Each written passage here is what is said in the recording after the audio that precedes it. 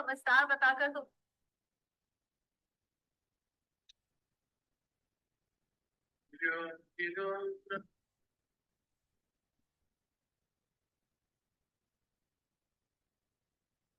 बहुत ही unique gift लेके आए हो, 60 रुपए के अंदर कार्ड होल्डर लेके आए हो, वो भी आपकी ब्रांडिंग के साथ इस सिल्वर पार्ट पर आपकी।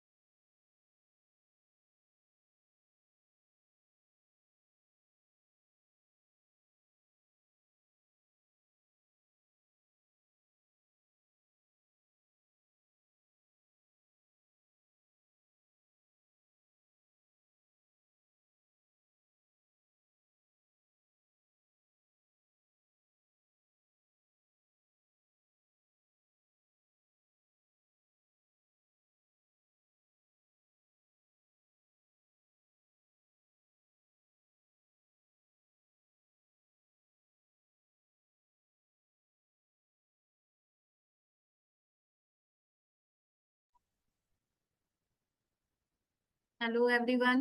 सब लोग क्लास में आ गए हैं, अभी 4 पार्टिसिपेंट हैं। ठीक है, शिवनाथ यादव जी, सुबह मेरी आपसे बात हुई थी। जी मैम, जी मैम। नमस्ते मैम।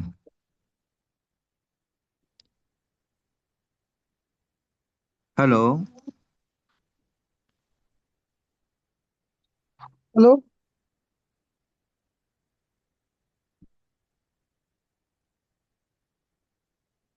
आप सब लोगों को मेरी आवाज आ रही है? जी हाँ मैम। अरे।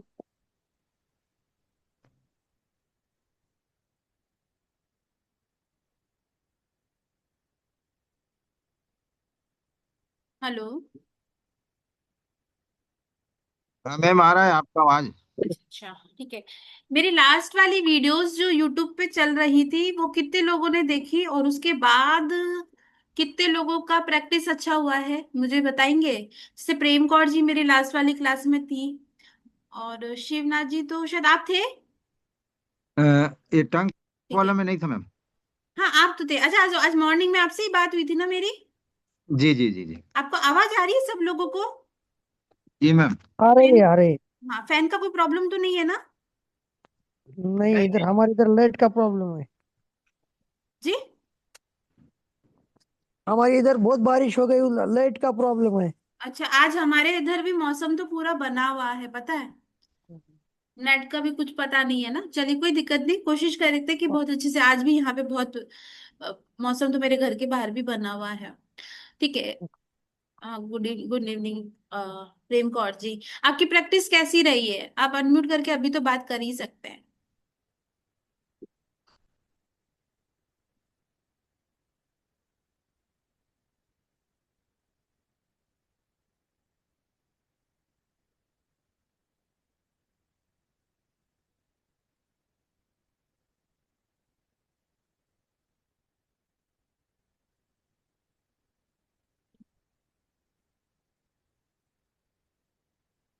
हेलो। जी।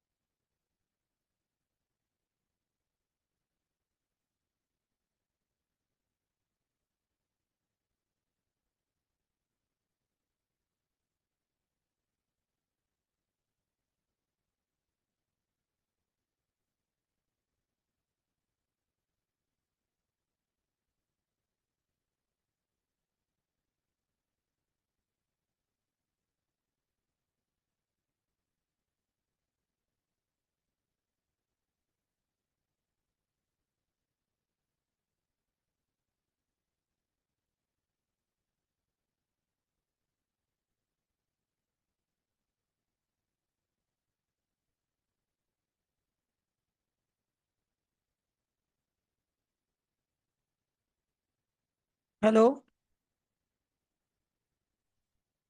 जी। बोलिए। आवाज किसके? वीवो V2338 से बात कर रहे हैं ना? आवाज नहीं आ रही मैडम। आवाज नहीं आ रही है? बिल्कुल भी नहीं आ रही है क्या? हाँ आ रही है अभी। हाँ, मैं उस वक्त बोली नहीं थी ना, बात ही नहीं कर रही थी। एक्चुअल में अभी हाँ तो हाँ 5 जने हैं, मतलब एक मेरे को मिला के अभी 4 जने हैं, तो मैं क्लास स्टार्ट नहीं कर पा रही ना। वेट करते थोड़ी देर। हाँ।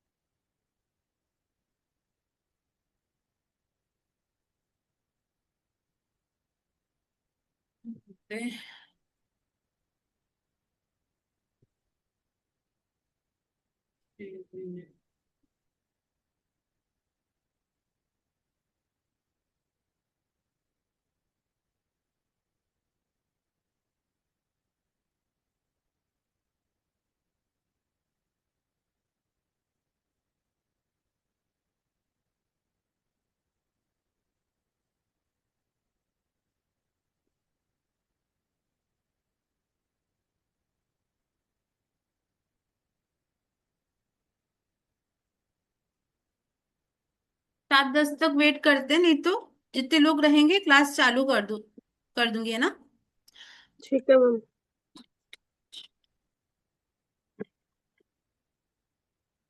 नवनीत कौर जी, आप अभी प्रेजेंट टाइम में क्या करते हैं?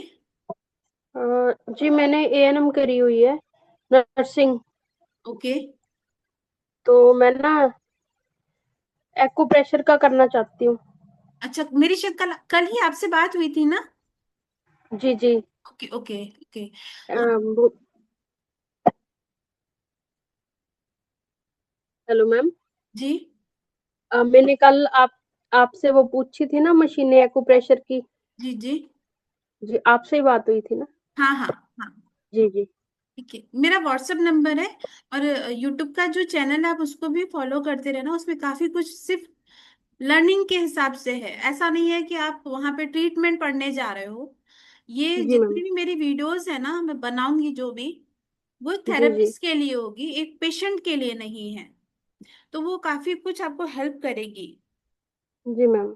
और कोई टॉपिक पे यहाँ पे जितने भी लोग मुझे देख रहे हैं, तो मैं आप उनसे यही कहूंगी कि जिन टॉपिक पे लगता है कि हमें ये चीज पढ़नी है, पढ़ाने के लिए तो देखो टीसीएम भी बहुत बड़ा सब्जेक्ट है, एक्यूप्रेशर बहुत बड़ा सब्जेक्ट है, सुजोग जी एक्यूप्रेशर बहुत बड़ा सब्जेक्ट है।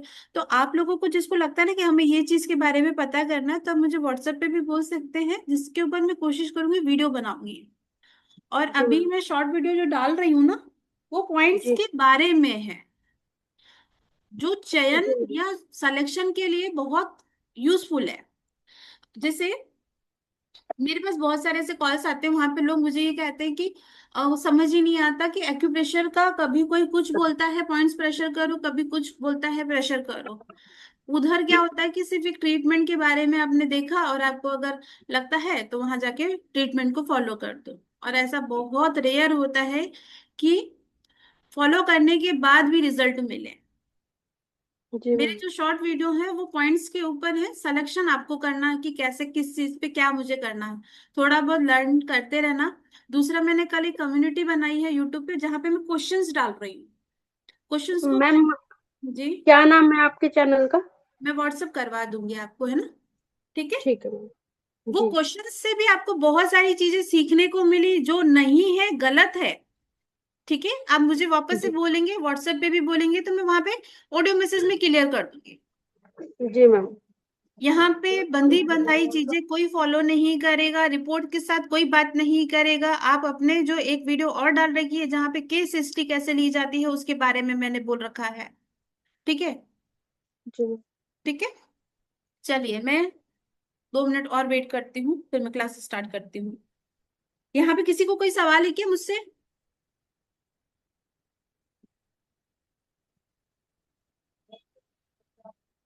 किसी को कोई आपका व्हाट्सअप, मैडम आपका व्हाट्सअप नंबर नहीं है मेरे पास। व्हाट्सएप नंबर नहीं है? लिख लीजिए 95 95 710 95710 93377। 93377। मैम टाइम हो चुका है। हाँ, टाइम हो चुका है। 1 2 मिनट और, 7:10 से स्टार्ट करती हूँ मैं।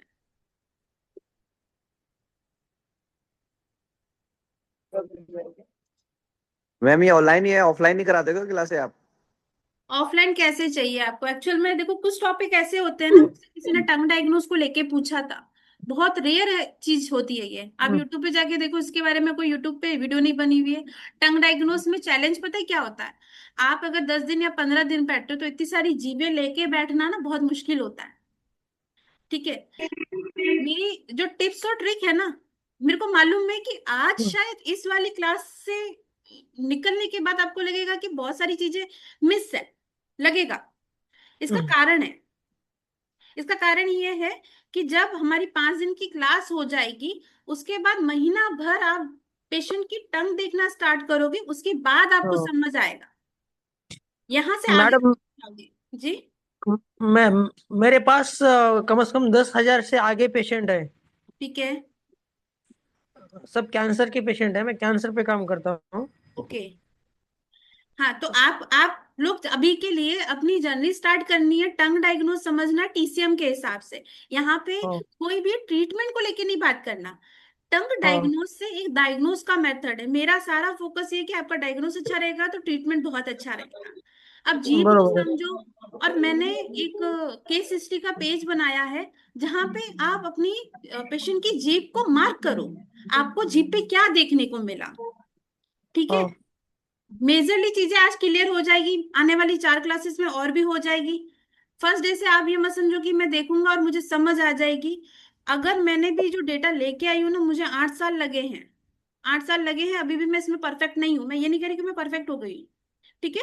चलिए, बस मैम उसको नोटिस करना शुरू कीजिए। हाँ जी वसीम जी, बोले। रिकॉर्डिंग क्लास से मिलेगी? हाँ हाँ, मिल जाएगी। रिकॉर्डिंग हो रही है ना? रिकॉर्डिंग भी है और सर्टिफिकेट भी है।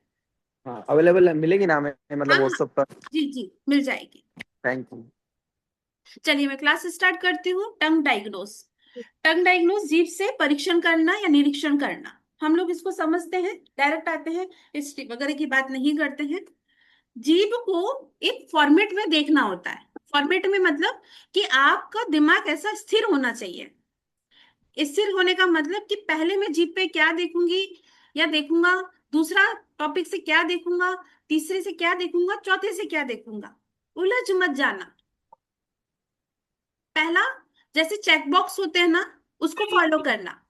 टंग डायग्नोस देखने को जाओगे तो बहुत टफ है, और समझ आ गई तो बहुत इजी हो जाएगी। सिर्फ जीप को देखते भी आप बॉडी को बता सकते हो कि इसका बॉडी कैसा होगा। ठीक है। सबसे पहला आता है कि जीप को देखना कैसे होता है, लाइटिंग में। ठीक है, नेचुरल लाइट होगी तो बेस्ट है, जहाँ पे नेचुरल लाइट पड़ती हो। अगर आपका सेंटर है तो खिड़की के थोड़े नजदीक बैठ जाइए, वहां से जीप देखिए। क्योंकि क्या होता है, जब जीप को 15 सेकेंड से बाहर रखा जाता है, ऑटोमेटिकली उसका कलर चेंज हो जाएगा। ठीक है।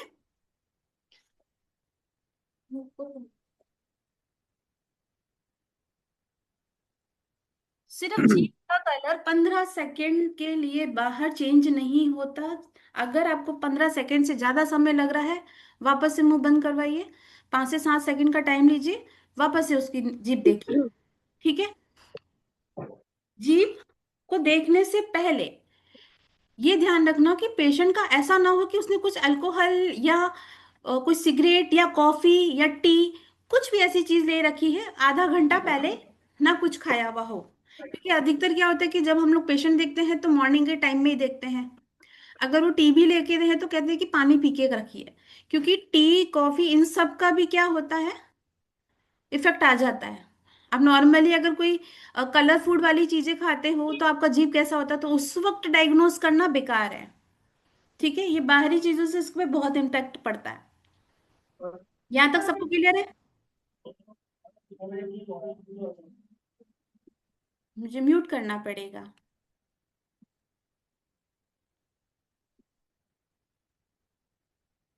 चलिए, मैं आगे बढ़ती हूँ। जीभ के टॉपिक लिख लीजिए, शुरुआत कैसे करनी है, चेक बॉक्स कैसे बनाना है। पहले जीभ का कलर। ठीक। उसके आसपास का कुछ नहीं देखोगे, उसका कलर मैसेज देखोगे कि कलर कैसा है।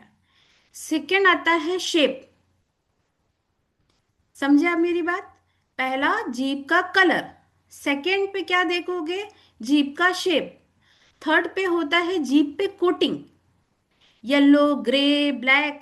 जब क्रॉनिक डिजीज होती है तो येलो कोटिंग अभी तक मुझे जितना मालूम है कि ऑल्टरनेटिव थेरेपिस्ट को मालूम है, पर जिनकी क्रॉनिक डिजीज होती है उनकी जीभ ग्रे कलर की भी हो सकती है, ब्लैक भी हो सकती है। ठीक है। पर इसके लिए अगर मुझसे पूछोगे तो मैंने सिर्फ इतने टाइम में एक पेशेंट देखा है ग्रे जीभ वाला। आया समझ में? नेक्स्ट आते हैं, फिर आते हैं जीभ की परत, कोटिंग समझ आ गई। जीभ का स्प्रिट या उसकी अंदर जान, अपनी भाषा में कहो जान। समझे? जैसे हम लोग किसी मांस के टुकड़े को देखते हैं ना, हम लोगों को पता पड़ता है ना कि ये फ्रेश है या बहुत टाइम का रखा हुआ हो, उसकी शाइनिंग से, उसके अंदर जो जान होती है उससे। हम लोग स्किन को लेके भी बहुत सारे लोग बोलते हैं ना इसकी स्किन में जान नहीं है, ढल स्किन है, वो क्या वर्ड्स है। वैसा ही जीभ के ऊपर कोटिंग, मॉइस्चराइजर, ये सब चीजें देखी जाती है। अगर वो शाइन कर रही है, वाटरी है, ये सब चीजें आती हैं हमारे उस जीभ की स्प्रिट में, ऊर्जा में, जान में। क्लियर? लाइटिंग में देखनी होती है। दूसरा, अगर दिन में क्लाउड है तब भी जीभ में फर्क मिलेगा। आया समझ में? अब इसको मैं समझाती हूँ ऐसा क्यों होता है। ऐसा क्यों होता है कि क्लाउडी सीजन में जीभ पे असर क्यों होता है? क्योंकि मैक्सिमम जो पेशेंट आपके पास आएंगे ना, उनको प्लस एज में ये ज्यादा फैक्टर जो मिलेगा वो प्लस एज में आपको मिलेगा। बड़ी उम्र की जब पेशेंट की जीभ देखी जाती है ना, तो 99% मैं श्योर हूं कि उनको क्लाउड सीजन से या जिस टाइम बादल होते हैं उस वक्त उनका प्रॉब्लम इंक्रीज मिलेगा। तो उस वक्त के टाइम पे डायग्नोस करना, कोई सटीक उपाय नहीं मिलेगा, कोई सटीक रीजन नहीं मिलेगा, कुछ भी हो सकता है और वो तुक्का मिलेगा। ठीक है। टंग डायग्नोस बाकी सारे डायग्नोस के साथ कॉम्प्लीमेंट्री यूज किया जाता है। कैसे? अगर आप डायग्नोस कर रहे हो, टंग डायग्नोस देखना शुरू करो साथ में, और बाकी सारे जो सवाल मैं बोलती हूँ पूछने के लिए वो भी पूछो। पहले दिन से यहां से जाके आप कल जाके मेरी जितनी भी मैं आज जीभ दिखाऊंगी, ऐसा नहीं होगा कि कल वैसी ही जीभ आपको मिलेगी और आपको उसका ट्रीटमेंट मालूम है, नहीं होगा। 6 महीना मान के चलिए, 1 महीना जब तक आप ये मेरी पूरी पीपीटी निकाल निकाल के नहीं देखोगे ना, जितनी जीभ है उतनी नहीं देखोगे ना, तो महीने भर के बाद मेरी बात समझ आएगी। आया समझ में? कुछ नहीं करना, सिर्फ ये पीपीटी निकाल के इसमें जितनी भी फोटोज लगी हुई है वो देखना। पहले दिन, दूसरे दिन, तीसरे दिन, 1 महीना, 2 महीना, कुछ नहीं समझ आएगा। ये आएगा कब? जब आप करीबन पेशेंट बहुत अच्छे तरीके से देख रहे हो। क्लियर? तो इससे तुक्का भी नहीं लगाना। सबसे पहला साथ में जो हम लोग डायग्नोस पढ़ रहे हैं उसके साथ काम करना। धीरे धीरे क्या होगा कि जब आज एक पेशेंट की आपने टंग देखी और 2 दिन 3 दिन के बाद, या मान लो कि 3 4 महीने के बाद आपके पास कोई पेशेंट आएगा और आपके दिमाग में ये फिट हो जाएगा कि इस पेशेंट को मैंने ये ट्रीटमेंट दिया था। तो इसको मैं यही फॉलो करता हूँ। आगे बढ़ते हैं। आर्टिफिशियल लाइट से ज्यादा अगर मैं कहती हूँ कि उससे बेहतर है कि जो मोबाइल की टॉर्च से देखना, ये भी गलत है। ठीक है, इसके लिए एक टॉर्च आता है जिसको हेलोजन लाइट से कहा जाता है, उसके साथ काम करिए। ठीक है, अब आते हैं जीप कितनी देर बाहर रहती है, वो मैंने बता दी, 15 मिनट। ये जो क्रम है, ये जो सीक्वेंस है, इसको फॉलो करना। ठीक है, टंग के कलर से संपूर्ण महत्वपूर्ण क्या होता है, हीट और कोल्ड की कंडीशन पता होती है, यिन डेफिशिएंसी की पता चलता है, यांग डेफिशिएंसी का पता चलता है, और इंटरनल ऑर्गन के बारे में भी पता चलता है। अब ये 4 शब्द मैंने बड़े बड़े बोल तो दिए, हीट और कोल्ड बोल दिया, इसका ट्रीटमेंट क्या होगा। अगर मान लो कि मैंने आज पढ़ा दिया कि हीट क्या होती है, आपको पता चल गई, प्रोटोकॉल क्या लगेगा, इसके लिए शॉर्ट वीडियो में मैं डालने वाली हूँ। स्पेसिफिक हीट कंडीशन के लिए कुछ पॉइंट्स हैं, कोल्ड कंडीशन के लिए फिक्स पॉइंट्स हैं। अगर यिन यांग का कॉन्सेप्ट समझ है तो नहीं है तो यूट्यूब पे भी इसके लिए वीडियो डाल रखी है, तो वो कंडीशन आपको समझ आ जाएगी। पॉइंट्स आगे में चल के बताने वाली हूँ। सिर्फ और सिर्फ टंग पे ध्यान देना, यिन डेफिशिएंसी है, यांग डेफिशिएंसी है, ब्लड स्टैग्नेशन है, पर्पल है, ब्लूइश पर्पल है, ये सारी चीजें, कोटिंग, ये सीक्वेंस याद रखना। पहले चीज है यहाँ पे नोट करने के लिए, टंग का शेप अक्सर कलर से मिली जानकारी को स्पष्ट करता है। लाइन लिख लेना, अगर जीभ हल्की पेल स्वेलिंग हो तो यांग डेफिशिएंसी है। ठीक है, यांग डेफिशिएंसी, यिन डेफिशिएंसी, वीडियो बनी हुई है, वहां जाके चेक कर लेना। कोटिंग जब होती है, मेरे एक्सपीरियंस में मेजरली स्प्लीन या स्टमक का डेफिशिएंसी मिलेगा। ठीक है, अगर कोटिंग के बाद कोटिंग का और बहुत सारे क्रैक्स होना जीप पे, सिर्फ अभी सुनना, जीप पे क्रैक्स होना, ये सारा सब कुछ, कोटिंग का कलर पेल से ज्यादा दूसरे कलर का होना, ग्रे ब्लैक, ये सारे जो कलर होते हैं ये क्रॉनिक डिजीज को रिप्रेजेंट करते हैं। पहला चीज, स्वेलिंग हो तो यांग डेफिशिएंसी, कोटिंग हो तो किडनी और सॉरी स्टमक, स्प्लीन और स्टमक आपको ज्यादा प्रॉब्लम में मिलेंगे। ठीक है, या डाइजेशन सिस्टम का बात कर सकते हैं, फूड वगैरह का, स्मोकिंग का, ये सारा हमारे टंग पे दिखाता है। अब देखो, जो टंग की भी बात कर रहे हैं, तो जो लोग एंटीबायोटिक लेते हैं उनकी जीभ भी अलग दिखती है। ठीक है, इनहेलर जो लेते हैं उनकी जीभ भी अलग होती है, उनका लंग एरिया में रेडनेस दिखेगा, आगे चल के एक्सप्लेन कर दूंगी।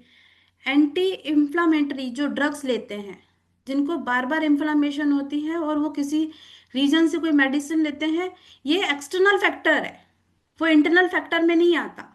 बाहरी रूप से किसी चीज को चेंज करना, उसकी वजह से भी जीभ में चेंज आता है। तो ये सारे जो टॉपिक हैं ये हमारे एक्सटर्नल हैं। जैसे कि अभी किसी ने कहा कि मैं कैंसर पे काम करता हूँ, तो कैंसर के जो मेडिसिन दी जाती है उसकी वजह से भी जीभ बिल्कुल अलग होती है, और ये एक्सटर्नल फैक्टर है। इंटरनल अगर आपको ज्यादा चीजें नहीं समझ आएगी, एक्सटर्नल फैक्टर की वजह से भी जीभ का कलर चेंज होगा, उसका स्टगनेशन हो सकता है, उसकी कोटिंग आ सकती है। ये दोनों अलग अलग दिशा में चलेंगे, कैंसर वाले पेशेंट, इनहेलर वाले पेशेंट, एंटीबायोटिक और एंटी इंफ्लामेटरी वाली जो ड्रग्स लेते हैं। क्लियर। इंटरनली अगर दोनों चीजों को साथ में चलाना है तो दोनों चीजें समझनी जरूरी है।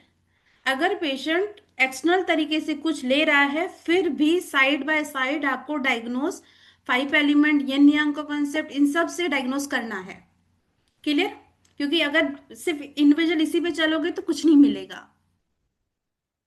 हम्म, यहां तक सबको क्लियर है। मैम आपसे रिक्वेस्ट है, कुछ वर्ड जो आ रहे हैं जो आप वीडियो की तरफ रहनुमाई कर रही हैं, शॉर्ट में जरा उसकी डेफिनेशन समझाते हुए जाएं तो हम लोगों को समझने में आसानी हो जाएगी। किस बारे में, कौन सा टॉपिक? ये बीच बीच में कुछ वर्ड आ रही हैं जिसके बारे में आप कह रहे हैं कि वीडियो शॉर्ट वीडियो बनी हुई है, वहां जाकर देख लें। एक्चुअल में देखो क्या है तो ना कि मैं जीभ पे पढ़ा रही हूँ, तो जैसे अगर मैं आपको ये समझाना चाहती हूँ कि ये हीट कंडीशन है, हॉट कंडीशन ये है, ये आपको समझ आ गई ना, तो यूट्यूब पे जाके दूसरी वीडियो के साथ, क्योंकि सारा सब कुछ एक जगह पे पढ़ाना बहुत मुश्किल है। हम लोग अगर डायग्नोस पढ़ रहे हैं, पॉसिबल होगा शॉर्ट में। हम लोग डायग्नोस पढ़ रहे हैं, हम लोग ट्रीटमेंट पे नहीं जा रहे अभी। जी। ठीक है। मैम उनका ये कहना आ रहा कि जैसे कि आप बातें जब बोल रहे हैं ना, तो हिंदी वर्ड कम आ रहे, इंग्लिश वर्ड ज्यादा आ रहे हैं। अच्छा अच्छा। हाँ, जैसा इसको हिंदी में अपने से जुटे हुए जो लोग हैं ना, वो हाँ हिंदी वाले ज्यादा है। जैसे अपन डायग्नोज बोलते हैं तो उसको थोड़ा बदलो, इंटरनल बोलते हैं, यानी अपन जो बातें कर रहे हैं बॉडी के बारे में, वो हिंदी में ज्यादा तक के हिंदी में समझा, ये कहना आ रहा ना सर, बराबर सर। ठीक है ठीक है ठीक है, मैं कोशिश करती हूँ। चलिए, हाँ। अब इस चीज को समझिए कि जीभ पे क्या क्या दिखता है और जीभ को देखा कैसे जाता है। ये जो साइड में जो इमेज है, ये दोनों आप लोगों को दिख रही है ना, ये सबको दिखनी चाहिए। ठीक है। हम लोग शुरुआत करते हैं। जीभ का स्ट्रक्चर ऐसा ही होता है। कितने लोगों को जीभ के टेस्ट के बारे में पता है? नहीं पता है तो चैट पे लिख देना। समझ लीजिए, ट्रिपल वार्मर, ट्रिपल वार्मर हमारे शरीर की, ट्रिपल वार्मर, ट्रिपल सेंजियो, शरीर की ऊर्जा, ऊपरी, मिडिल, सॉरी, ऊपरी, बीच की और लोअर वाली। ठीक है। इसमें जब ऊर्जा में कमी दिखी जाएगी तो एक पूरे एरिया में आपको प्रॉब्लम मिलेगी, एक पूरे एरिया में प्रॉब्लम मिलेगी। यहाँ पे हम दूसरी कोई बात नहीं कर रहे कि कोटिंग होगी कि कुछ भी, या क्रैक होगा, ये बात नहीं कर रहे। हम लोग जोन की बात समझ रहे हैं। अगर ये ऊपरी जोन है,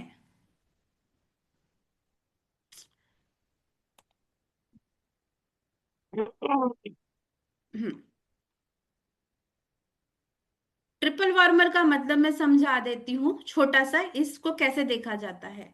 अगर शरीर के अपर एरिया, निचले एरिया में, मान लो पहले मैंने यहां से शुरू किया, तो निचले एरिया में हमारे दो ऑर्गन आते हैं, किडनी और यूरिनरी ब्लैडर। ठीक है। या जिन लोगों ने ये कहा कि पाँव के निचले हिस्से में हमें दिक्कत है, इसको बोला जाता है लोअर बर्नर या lower सेंजियो, lower triple warmer.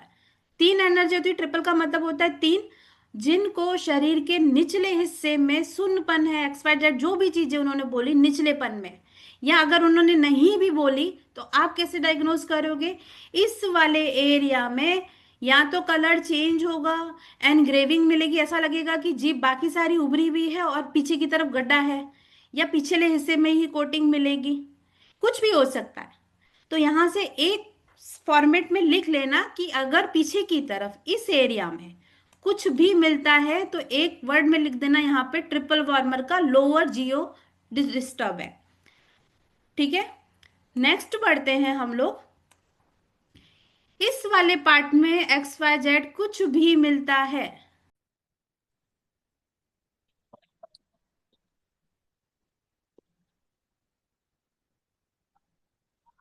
Hello, sorry, यहाँ पे नेटवर्क का इशू हो गया था। अभी सबको आवाज आ रही है? हाँ, आ रही है। आ रही है मैम। सॉरी, आ वो रही ना। एक्चुअल में आज थोड़ा यहाँ पे मौसम भी बिगड़ा हुआ है ना, तो पीछे शायद। अच्छा ठीक। ठीक है। चलिए मैं टॉपिक पे आती हूँ। लोअर जियो, मिडिल जियो, ये समझ आ गया। फिर आते हैं, जब किसी को अपर जियो में प्रॉब्लम होती है, अपर बर्नर में प्रॉब्लम होती है, तो numbness, fingers, hand, throat, back, head area, इन सब में नमनेस होना या सर्कुलेशन का वीक होना। मिडिल पार्ट में जब अगर किसी को सर्कुलेशन का प्रॉब्लम होता है, मिडिल वार्मर में कमी होती है, तो क्या होता है, डाइजेशन बहुत क्रॉनिक लेवल पे प्रॉपर नहीं होता, डाइजेशन का बहुत ज्यादा प्रॉब्लम आ जाता है। ठीक है। तीनों पार्ट समझ आ गए, फर्स्ट, सेकंड और थर्ड। अब यहाँ पे ऑर्गन्स तो ऑलरेडी लिखे हुए हैं और हम लोगों ने पहले वाली क्लास में भी समझा था, फिर से मैं एक बार समझा देती हूँ। ये जो टिप होती है, इतनी सी, ये होती है हमारी हार्ट की टिप। हार्ट अगर किसी को देखना है, सिर्फ इतना ही जोन हार्ट का होता है। ठीक है। फिर आते हैं लंग्स का। अब लंग्स का जोन हो सकता है ऐसा भी हो सकता है ऐसा भी हो। ठीक है। इस पार्ट में नहीं दिखेगा तो भी कोई बात नहीं, ये मत सोचना, हो सकता है ऐसे भी हो।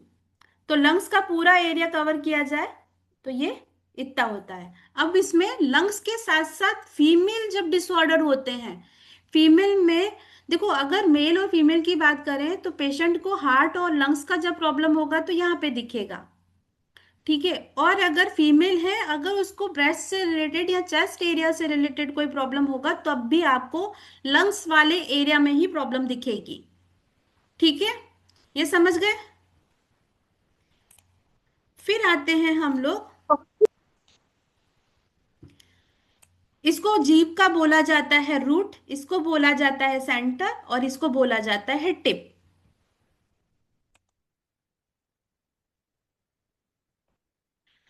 आवाज शायद अभी बीच में बंद हुई थी, उसकी वजह से नेटवर्क चला गया था। अब आते हैं हम लोग स्टमक और स्प्लीन की बात करते हैं। किसी को स्टमक और स्प्लीन देखना है, ठीक है।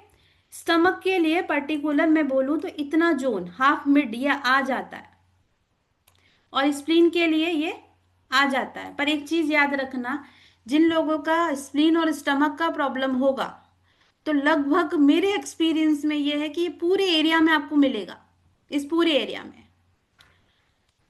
अब थोड़ा सा भी साइड से चलोगे, थोड़ा सा साइड से चलेंगे,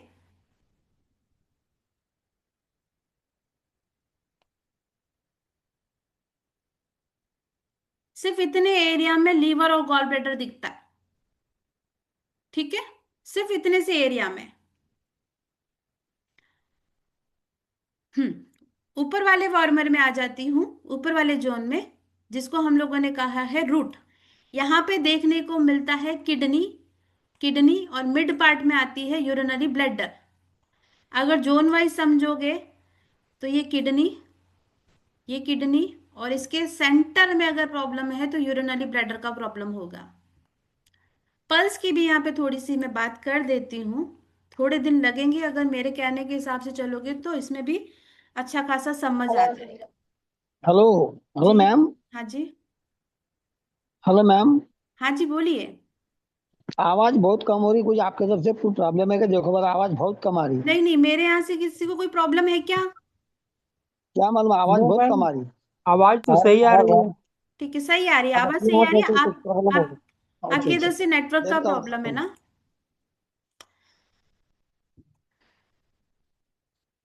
चलिए। नहीं तो रिकॉर्डिंग में सबको आ जाएगा, कुछ छूट गया तो रिकॉर्डिंग में आ जाएगा। ठीक है। अब पल्स की बात करते हैं, पल्स की बात करते हैं। तो अगर आप जब ये तीनों चीजें देखते हो, तो जब हम लोग किसी पेशेंट के हाथ रखते हैं पल्स पे, तो रिंग फिंगर पे क्या आएगा? किडनी आएगी, ब्लैडर आएगा। मिडिल, अगर मिडिल वाली जो फिंगर रहेगी वहां पे स्टमक और स्प्लीन आएगा। और जहां पे इंडेक्स फिंगर रखी जाती है वहां पे आता है हमारा लंग्स, हार्ट, ये सारी चीजें। अब एक चीज समझना, ये शुरुआती दिनों से शुरू कर ही लो, कि जब आपको पल्स मान लो इंडेक्स फिंगर में नहीं मिल रही है और आपको मिली कहाँ पे? मिडिल फिंगर में, तो ये भी नोटिस करके रख लो। फिर थोड़ा सा चले, अगर मान लो कि अगर रिंग फिंगर में भी आ रहा है तो इसका मतलब क्या हुआ? कि इसको लोअर एब्डोमिनल में भी प्रॉब्लम है और मिडिल में भी। बर्नर की बात करें, किडनी और सॉरी, लोअर बर्नर हो गया और मिडिल बर्नर हो गया। इतना समझ आ रहा है? पल्स में भी आपको यहां से चीजें समझने को मिल जाएगी। हेलो ये मैम। जी, मैम ये आपने फिंगर में कैसे बताया, ये समझ में नहीं आया। फिंगर के लिए मैं एक फोटो भेज दूंगी, तब आपको अच्छे से क्लियर हो जाएगा। मैं इसको फिर से एक्सप्लेन कर देती हूँ। ये तीन पार्ट आपको समझ आ गई, अपर, मिडिल और लोअर। अब फिंगर में भी हम लोग अपने फिंगर को पेशेंट के रिस्ट पे रखते हैं। अब पहले दिन या दूसरे दिन आपको इतना महसूस नहीं होगा। मान लो कि आपको इंडेक्स फिंगर पे फील हो रहा है। इंडेक्स फिंगर कहाँ है? यहाँ पे आपको नर्व्स यहाँ पे फील हो रही है, जो आपको आपकी फिंगर पे बाउंस करके गई है। तो आपका एक तरफ ध्यान क्या जाना चाहिए, ये लंग्स और हार्ट की तरफ बता रहा है। फीमेल है तो मे बी ब्रेस्ट या चेस्ट से रिलेटेड भी प्रॉब्लम हो सकता है। सेकंड, मिडिल फिंगर में अगर बाउंस करके बता रही है तो ये स्टमक और स्प्लीन का प्रॉब्लम है, मे बी लीवर भी रहेगा। ठीक है, पर चीजें थोड़ी सी कम होती चली जाएगी। अगर रिंग फिंगर में है, आपको बाउंस करके रिंग फिंगर पे पता चल रहा है, तो भी ये समझ लो कि आपका किडनी और यूरिनरी ब्लैडर से प्रॉब्लम है। ठीक है, टंग डायग्नोस थोड़ा सा मुश्किल लगता है। अब हम लोग सिर्फ और सिर्फ जीभें देखेंगे। ट्रीटमेंट के बारे में अभी कोई नहीं सोचेगा कि इसका ट्रीटमेंट क्या है, मैंने ऐसी जीभ देखी है, मुझे इसका ट्रीटमेंट बताना, कुछ नहीं सोचना। सिर्फ जीभों के तरीके समझो। जो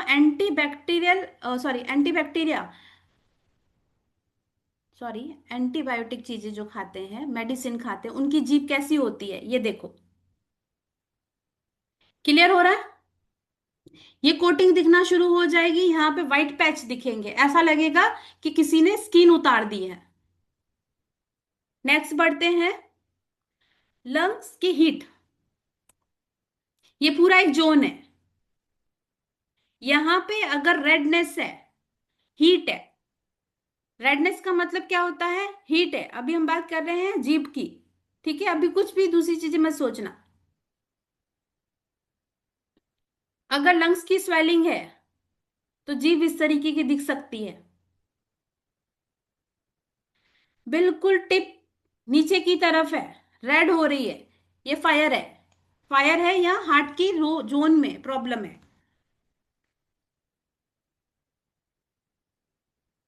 अगर हम लोग इसको समझे, स्वेलिंग इन हार्ट, ये एरिया देखोगे ना आप, ये दिखा ऐसे रहा है, पर ये जब हार्ट का जो टिप होता है ना, टिप, हार्ट का जो टिप होता है वो लाइक ऐसा होता है।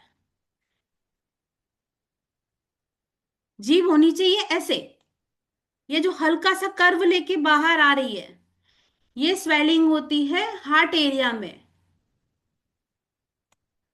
नेक्स्ट बढ़ते हैं,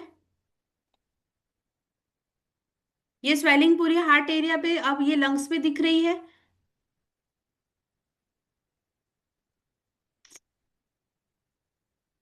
swelling in chest area, may be ये साइड में हो सकती है। ये स्वेलिंग क्या रिप्रेजेंट कर सकती है, फीमेल चेस्ट या ब्रेस्ट से भी डिसऑर्डर से भी। अब आते हैं, ये क्रैक हैं, ये किस जोन में आ रहे हैं, ये लंग्स के जोन में क्रैक हैं। चीजें चेंज हो गई, रेडनेस से क्रैक आ गया, कुछ भी हो सकता है। जोन वाइज समझना कि किस जोन पे प्रॉब्लम है। फर्स्ट थिंग हम लोग अपनी चीजें जो फॉलो करते हैं वो आता है जीभ का कलर। सेकेंड आता है कि जीभ पे क्या चीजें हमें दिख रही हैं और किस जोन में दिख रही है। कोटिंग कह सकते हो, क्रैक कह सकते हो, दाने कह सकते हो। ठीक है, ये जो अगर क्रैक इस तरह से दिख रहे हैं तो ये लंग्स के क्रैक्स हैं। और आगे बढ़ते हैं, एक शॉर्ट समरी लिख लो कि पर्पल ब्लड है, सॉरी पर्पल कलर का अगर जीभ है तो ये ब्लड की स्टगनेशन मानी जाती है। लोकल है, सेंटर है, ये सारी चीजें आप देख सकते हैं। लंग्स के इश्यूज होंगे तो लंग्स एरिया स्वेलिंग मिलेगा और स्टगनेशन भी हो सकती है, वहां पे हल्की कोटिंग भी हो सकती है, दानेदार भी हो सकती है। क्लियर? कुछ भी हो सकता है एरिया वाइज, ये एग्जाम्पल है। अगर रेड से पर्पल है, रेड है तो लंग्स हीट है, अगर पर्पल है तो लंग्स में स्टगनेशन है, अगर क्रैक है तो ये डाइजेशन बहुत ज्यादा पुअर है। ठीक है, अगर वहां पे कोटिंग हट रही है या स्किन हट रही है तो ये पेशेंट लंग्स से रिलेटेड कोई चीजें ले रहा है। जैसे होता है ना कि खांसी जुकाम के लिए कोई तुरंत से जल्दी से वो ले लेते हैं एंटीबायोटिक्स, तो आप देखोगे उसी टाइम पीरियड में कुछ ही टाइम के बाद उनकी जीभों पे ऐसा चेंज मिलेगा, स्किन उतरी हुई मिलेगी। ठीक है, अब यहाँ पे पर्पल है, अब ये जोन कौन सा है, ये लंग्स का जोन है। ठीक है, हार्ट का भी है, वुमेन के लिए तो चलो मैंने बता दिया था, पर्पल है। अब यहाँ पे लंग्स और हार्ट में स्टगनेशन है। स्टगनेशन का मतलब है कि खून का रुकावट होना। खून क्या करता है, जो चाइनीज भाषा में की बोली जाती है उसको इधर से उधर मूव करने के लिए सपोर्ट करता है। चाइनीज भाषा टीसीएम में हम पढ़ रहे हैं, तो ब्लड का काम क्या होता है? एनर्जी को इधर से उधर लेके जाना। जब कोई ऊर्जा रुकती है या ब्लड का रुकाव देखा जाता है तो उसका कलर पर्पल हो जाता है। एग्जाम्पल के तौर पे, किसी पेशेंट का या किसी बच्चे को आपने देखा होगा कि नॉर्मल उसके होठ पिंक होते हैं, जैसे ही उसको थोड़ा ठंडी लगता है तो ब्लूइश कलर होना स्टार्ट हो जाता है। अब कुछ ही सेकंड और ज्यादा हो जाते हैं तो उनके ज्यादा होने का मतलब है कि कुछ ही सेकंड के बाद उनके लिप्स पे आप देखोगे कि पर्पल कलर आने लगता है। पहले क्या हुआ? कोल्डनेस हुई, ब्लड सर्कुलेशन वीक हुआ, और पर्पल होने की वजह से या समझ जाओ कि ब्लड का स्टैग्नेशन होना स्टार्ट हो गया। ठीक है, समझ आ रहा है? कलर से भी डायग्नोज किया जाता है। जिस एरिया में प्रॉब्लम है उस एरिया से समझ जाना। अगर वो लंग्स की तरफ है, हार्ट की तरफ है, अगर हार्ट की बात करें तो बिल्कुल टिप पे आपको मिलेगा पर्पल कलर, तो ये खून की कमी, सॉरी स्टैग्नेशन होता है। अब लीवर की बायोलॉजी पैथोलॉजी समझोगे तो लीवर में भी यही होता है। लीवर का जोन कौन सा है? ये वाला। और ये लीवर और गॉल ब्लैडर को रिप्रेजेंट करता है। इस एरिया में जो भी प्रॉब्लम दिखेगा वो क्या है? लीवर और गॉल ब्लैडर का। यहाँ पे स्टगनेशन भी हो सकती है। नेक्स्ट जो हम लोग पढ़ेंगे उसमें आपको काफी सारी चीजें क्लियर हो जाएगी। स्प्लीन की पैथोलॉजी भी मैं पहले ही बता चुकी हूँ।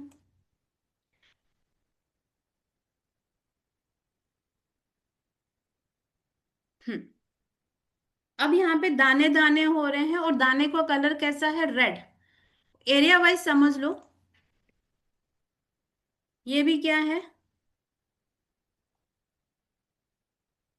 लंग्स का और हार्ट का। ये क्या है?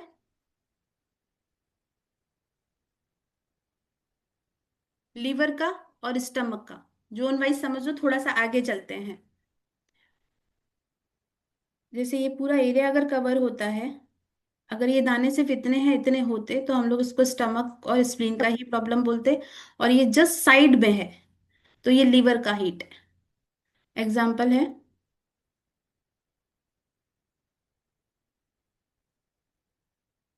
हम्म। अब इस चीज को समझ आ रहा है? दाने का मतलब कैसे? अब ये रेड पॉइंट मैंने लिखा है, कितने लोगों को ये समझ आ रहा है कि ये किस जोन का रेड है? सिर्फ अभी दानों की बात कर रहे हैं, कोटिंग की अभी मैं बात नहीं कर रही। क्या लग रहा है, किसको कितना समझ आया? किसी को समझ आया तो बोलो, मैं वेट कर रही हूँ। लिवर लिवर गॉलब्लैडर का एरिया हीट है। ठीक है, मैं करेक्ट करूं? देखो, यहां पे भी इसको प्रॉब्लम है। लीवर का जो जोन होता है वो यहां तक होता है, तो इसके लीवर में प्रॉब्लम नहीं है। ये देखिए, ध्यान से देखिए, यही चीज आपको समझ आ गई। देखो यहाँ पे हल्के हैं और ये इतने एरिया में गहरे हैं। मैंने बोला था लीवर का ये जोन है। क्या ये लीवर पे है क्या? नहीं, ये इतने जोन में गहराए हुए हैं। ये लंग्स का पेशेंट है। क्लियर?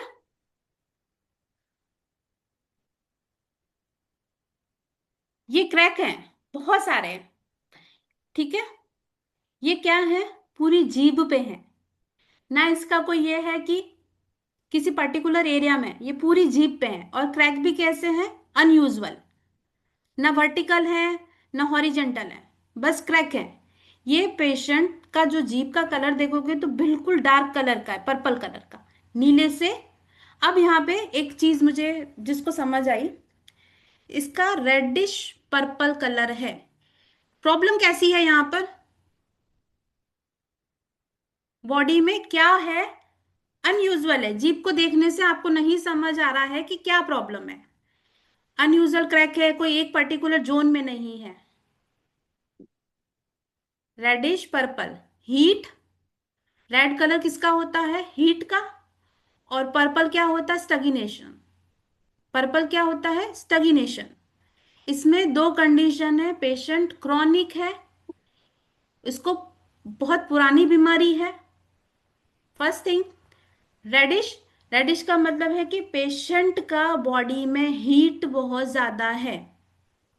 ठीक है, पूरा बॉडी का मतलब हीट का मतलब ये हुआ है कि यहाँ पे कंडीशन है, ऐसा पेशेंट या तो बहुत ज्यादा गर्म चीजें या अल्कोहल लेने वाला होता है।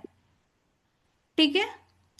पर्पल, जो लोग लंबे समय तक या तो किसी बीमारी से जूझ रहे हो या लीवर से रिलेटेड भी, अगर जो अल्कोहल ज्यादा लेते हैं या जो गर्म तासीर वाली जो चीजें ज्यादा लेते हैं और उनका डाइजेशन वीक होता है, तब इस तरह की जीभ मिलती है।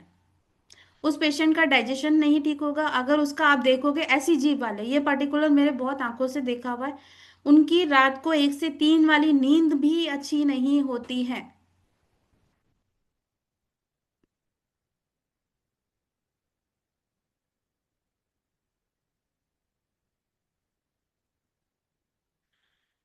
हम्म, ठीक है। रेडिश पर्पल का मतलब समझ आ गया, ये क्रॉनिक कंडीशन वाली जीभ है। नेक्स्ट पढ़ती हूँ। हम्म, ये मुझे बता सकते हो कि ये कैसी है, इसका कलर कैसा है? ये वाइट, खून, जी, वाइट कलर की है मैम ये जी। नहीं थोड़ा सा और है, हालांकि इमेज हो सकता है कि प्रॉपर नहीं दिख रही हो, पर ये जो जिनको कोल्ड होता है ना, कोल्ड, उनकी पहले जो जीभ होती है वो ब्लू कलर की होती है, और ये साइड वाइज में देखोगे ना, मैं आपको यहाँ पे समझाती हूँ, ये एरिया देखो, ये जी मैम।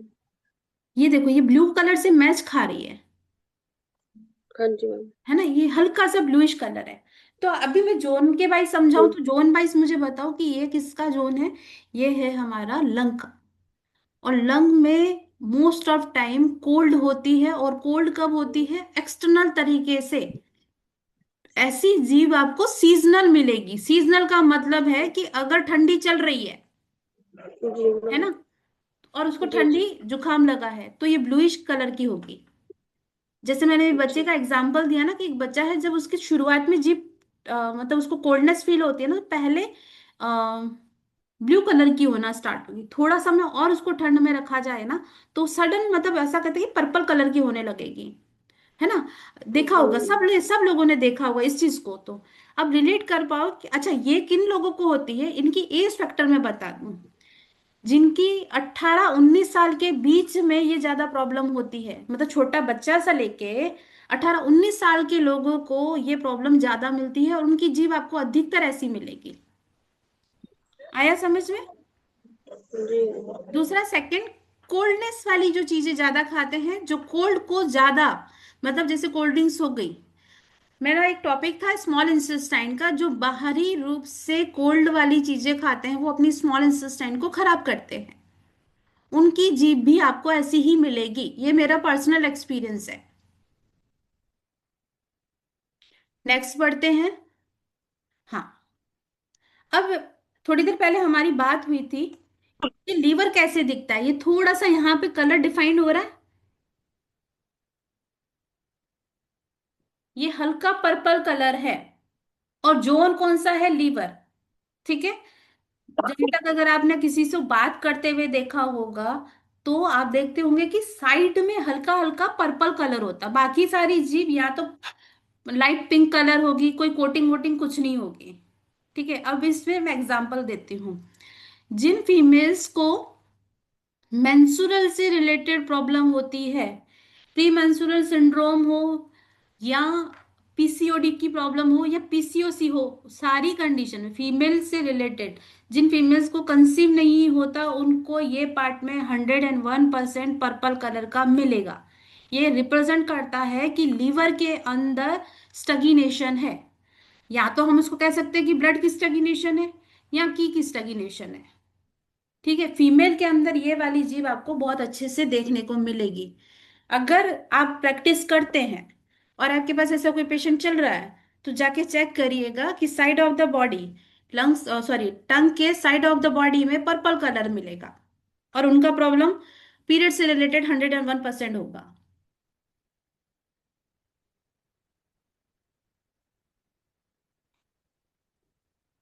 हो सकता है कि थोड़ा सा चीजें आपके लिए अभी ठीक नहीं लग रही हो आपको, क्योंकि एक इमेज को प्रॉपर सामने की तरफ से देखना या टंग को सामने से देखना, उस वक्त चीजें थोड़ी सी ज्यादा अच्छे से दिखती है।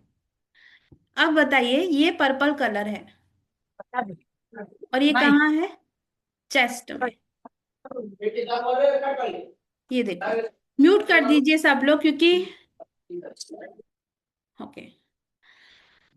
अब मैं आपको इसमें बड़ी अच्छी चीज बताती हूँ कि हो सकता है कि जिनको अपर चेस्ट एरिया में, याद रखना लंग्स में अगर किसी को गांठ भी होगी तो भी उसकी जीभ लंग्स की तरफ से पर्पल मिलेगी। अपर चेस्ट एरिया में किसी को गांठ है, स्टगीनेशन है, नो डाउट वो हो सकता है कि स्टगीनेशन हो सकता है वो ब्लड स्टगीनेशन हो, पर अगर कोई शरीर में ऊपरी हिस्से में गांठ बन रही है तो ऊपर का हिस्सा मतलब लंग्स का जो एरिया होता है वहां पे आपको पर्पल कलर मिलेगा। ब्रेस्ट चेस्ट सब जो इसमें मानते हैं, मेल को भी बहुत सारे ऐसे प्रॉब्लम्स होती हैं। ठीक है, अब आते हैं बॉडी का कलर, सॉरी शेप। ये जीभ कैसी है? ये जीभ सूजी हुई है, स्वेलिंग है। फर्स्ट टॉपिक समझ आ गया, कलर। ठीक है, सेकंड टॉपिक है हमारा, ओके। यहां तक सबको क्लियर है? तो मैं आगे बढ़ूं। क्लियर है। क्लियर है। ये पीपीटी भेजूंगी ना मैं, जब आप लोगों को ये जब मैं शेयर करूंगी ना, आपको कुछ नहीं करना है, सिर्फ इसको खोल के देखते रहना, कुछ नहीं। उस वक्त नहीं सोचना ट्रीटमेंट ओके क्या मैम। है, कोल्ड क्या है, ये नहीं। आप बस इसको देखना, ऑब्जर्व करना कि ये चीजें क्या है। अभी मेरी रिकॉर्डिंग भी अगर मिलती है तो उसके बाद आपको चीजें बहुत अच्छे से क्लियर हो जाएगी। सेकंड वाला जो पीपीटी है वो जब मैं शेयर करूंगी ना, तो आपको मेरी कही भी बातें काफी हद तक क्लियर होने लगेगी। ये जीभ का तरीका, ये क्या है, ये कैसे है, ये सारा सब कुछ विथ मैं उसके साथ लेके आई हूँ, डायग्नोज के साथ, और किस तरह का पेशेंट था। ठीक है, ये जीभ कैसी है? थोड़ी सी मोटी, स्वेलिंग। अब स्वेलिंग भी हो सकती है कहाँ कहाँ? साइड में है तो ये लंग्स में स्वेलिंग है। एक बात बताएं कि जब वो किसी वैद्य के पास जाते हैं तो वैद्य को कैसे पता चलता है कि लीवर में सूजन है, कि स्प्लीन में सूजन है, कि यूटरस में स्वेलिंग है? ये सारा हमारे जो पल्स होती है जी। उसके फ्रीक्वेंसी से, या जितनी बाउंस करती है उससे उनको पता चलती है।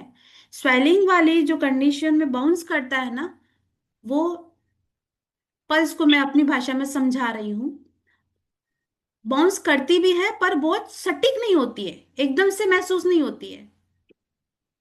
जिस फ्रीक्वेंसी बहुत स्लो फ्रीक्वेंसी में टच होती है और लो फ्रीक्वेंसी में नीचे जाती है। एक एग्जांपल देती हूँ, इसलिए ये देखो ऐसे जा रही है, एक तो ये हो गया, वो आएगी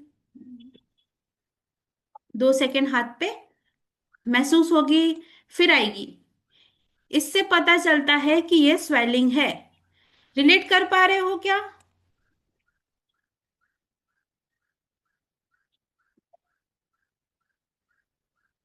मैं आगे बढ़ती हूँ। तो ये स्वेलिंग का पार्ट है। लंग्स में अगर किसी को स्वेलिंग होगी तो इस एरिया में थोड़ी सी हल्की सी सूजन मिलेगी। आगे बढ़ते हैं कि जब लीवर का प्रॉब्लम रहेगा तो साइड में, अब जीभ का शेप ही देख रहे हो, लाइक एक मटके के जैसा, हल्का स्वेलिंग मिलेगी। टिप की बात, मैं अभी वापस से स्वेलिंग और उसकी बात कर रही हूँ, हार्ट के एरिया में थोड़ी सी चीजें अलग हो जाती हैं, है ना? क्योंकि अगर मैं इसको जीभ को प्रॉपर तरीके से समझूं तो ये ऐसी होनी चाहिए, और ये हल्की सी ऐसे राउंड करके थोड़ी सी बाहर की तरफ आ जाएंगी, तो ये स्वेलिंग होती है। ये वाला, ये चीजें थोड़ी सी यहां से समझो। हार्ट का जो क्रैक होता है ना, बहुत गहरा क्रैक होता है, रूट से लेके टिप तक जो क्रैक होता है, या स्वेलिंग कह लें। अगर बीच में क्रैक पड़ रहा है तो बायलेटरल क्या हो रही है, स्वेलिंग। समझ रहे हो?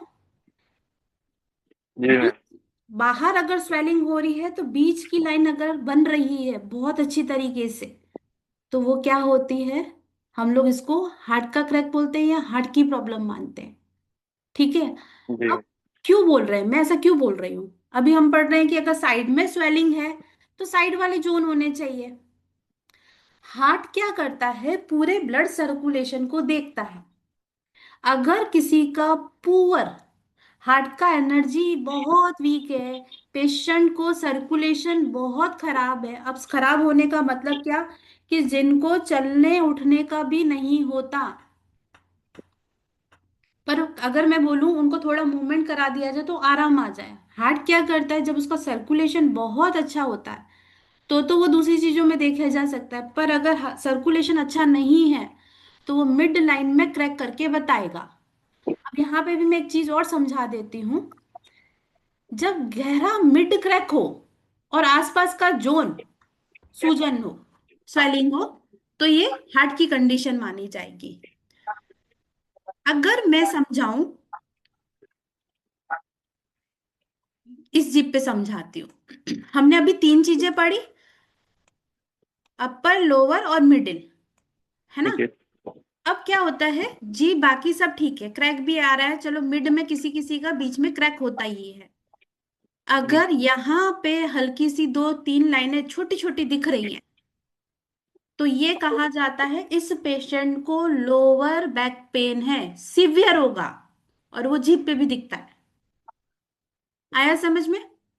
अब अगर यही क्रैक मिड में आ गया, इस जोन पे मिडिल वार्मर में आ गया, तो भी क्या बोलेंगे, मिडिल पार्ट में, लोअर सॉरी लोअर बैक में, और मिडिल वाली जो बैक होती है जहां पे हम लोग अपना क्या है ना कहते हैं, स्टमक्स के जो बैक साइड होती है, या थोरासिक वर्टिब्रा बोल सकते हो। लोअर लोअर है ना, स्पाइन में हम लोग काउंट करते हैं लंबर, सैक्रल और कॉकिक्स। अगर उस जोन में किसी को प्रॉब्लम है और सीवियर होगी तो यहाँ पे आपको हल्की सी दो क्रैक मिलेंगे, मिडिल में रहेगा, पीठ की तरफ दर्द होगा तब भी।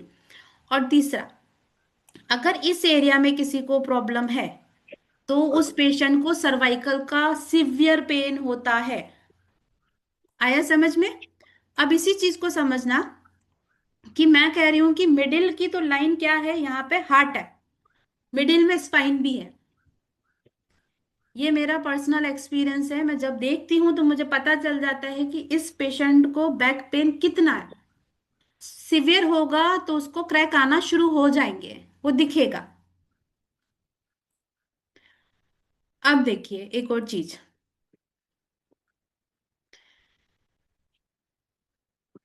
किसी को सिर्फ यहाँ पे क्रैक है, दूसरा पर्सपेक्टिव भी सुन लो, यहाँ पे है तो यहाँ पे हो सकता है छोटे छोटे क्रैक हो, डीप नहीं होंगे, छोटे छोटे क्रैक हो, तो ये समझ लो कि उसको थ्रॉट से रिलेटेड कोई प्रॉब्लम है। हम लोग लंग्स की बात कर लिए, हम लोग हार्ट की बात कर लिए, इसके बाद क्या, और भी तो चीजें हो सकती है। तो यहाँ पे जब किसी को प्रॉब्लम होती है हार्ट से थोड़ा सा ऊपर जोन पे कह लो, या इस वाली जोन से थोड़ा सा ऊपर कह लो, तो ये पेशेंट को थ्रॉट से रिलेटेड प्रॉब्लम हो सकती है। पर्सनल एक्सपीरियंस से थायराइड का पेशेंट नहीं बताता और यहाँ से पता चल जाती है कि इसको थायराइड भी है। ठीक है, ये वाला पार्ट आपको समझ आ गया। यहाँ पे अगर किसी भी तरह का क्रैक देखा जाता है तो ये क्रैक हो सकता है इंटरनल ऑर्गन की वजह से हो सकता है कि स्पाइन से रिलेटेड भी प्रॉब्लम हो। यहाँ तक क्लियर है, आगे बढ़ूं? जी मैम। अब आते हैं, ये क्या है, स्टमक का क्रैक, है ना? इस वाली जीप को देखोगे तो समझ आएगा कि स्टमक क्यों सिर्फ इतने एरिया में ही है और गहरा है। ठीक है, ये क्रैक खड़ा है। ठीक है, इस वजह से हम लोग इसको कहते हैं कि स्टमक का क्रैक है। किसी को यहां पे कोई सवाल?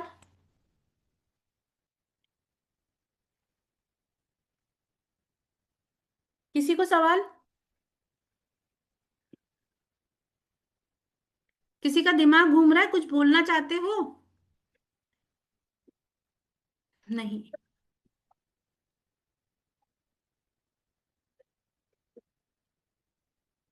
अ, नीलेश जी, स्क्रीन से ना हटा दीजिए क्योंकि यहाँ पे बहुत सारे लाइन्स हो रहे हैं ना। ओके। हाँ मैम, मैं ये बोलना चाहता हूँ मैम हम्म। कि आप जो फोटो दिखा रहे हैं ना, तो आपकी आवाज नहीं आ एक रही साथ है। जो दिखा रहे हैं उसको अब आ रही है आवाज? हाँ। हेलो, थोड़ा वो फोटो को थोड़ा एनलॉज करके देखो ताकि सही ढंग से वो एरो दिखता नहीं। ओके।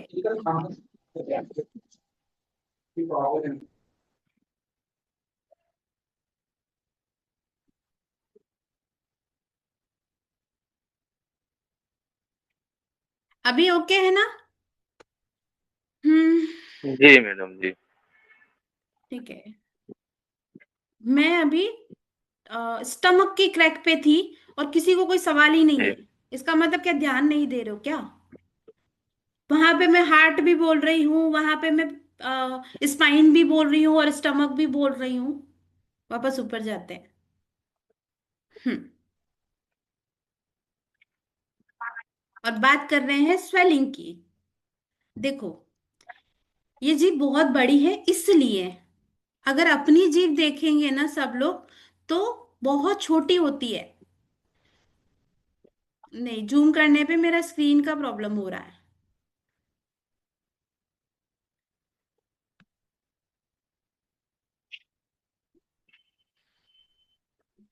हम्म। ये इमेज वापस से दिख रही है। वो क्रैक कहाँ थे? यहाँ पे थे। यहाँ पे थे। है ना?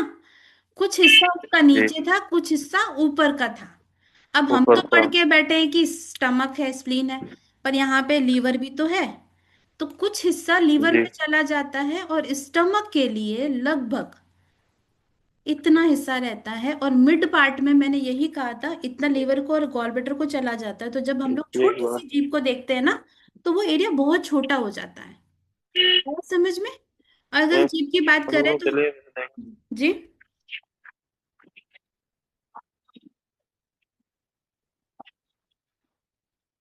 चलिए, तो क्या हुआ कि इतने से हिस्से में होने का कारण ये है कि ये जीभ का क्रैक जो बोल रहा है, ये स्टमक और स्प्लीन को रिप्रेजेंट कर रहा है।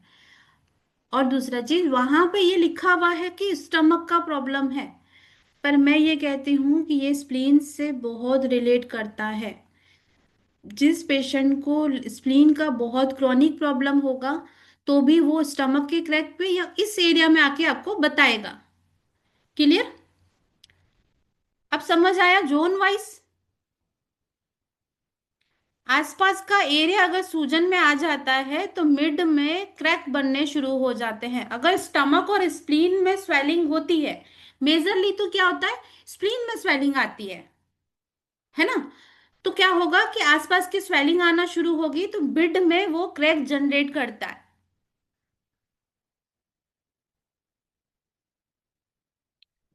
हम्म।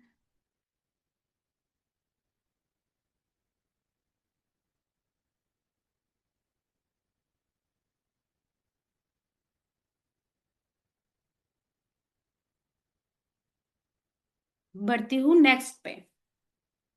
यहाँ पे मैं जीभ वगैरह ही सारी दिखाने वाली हूँ।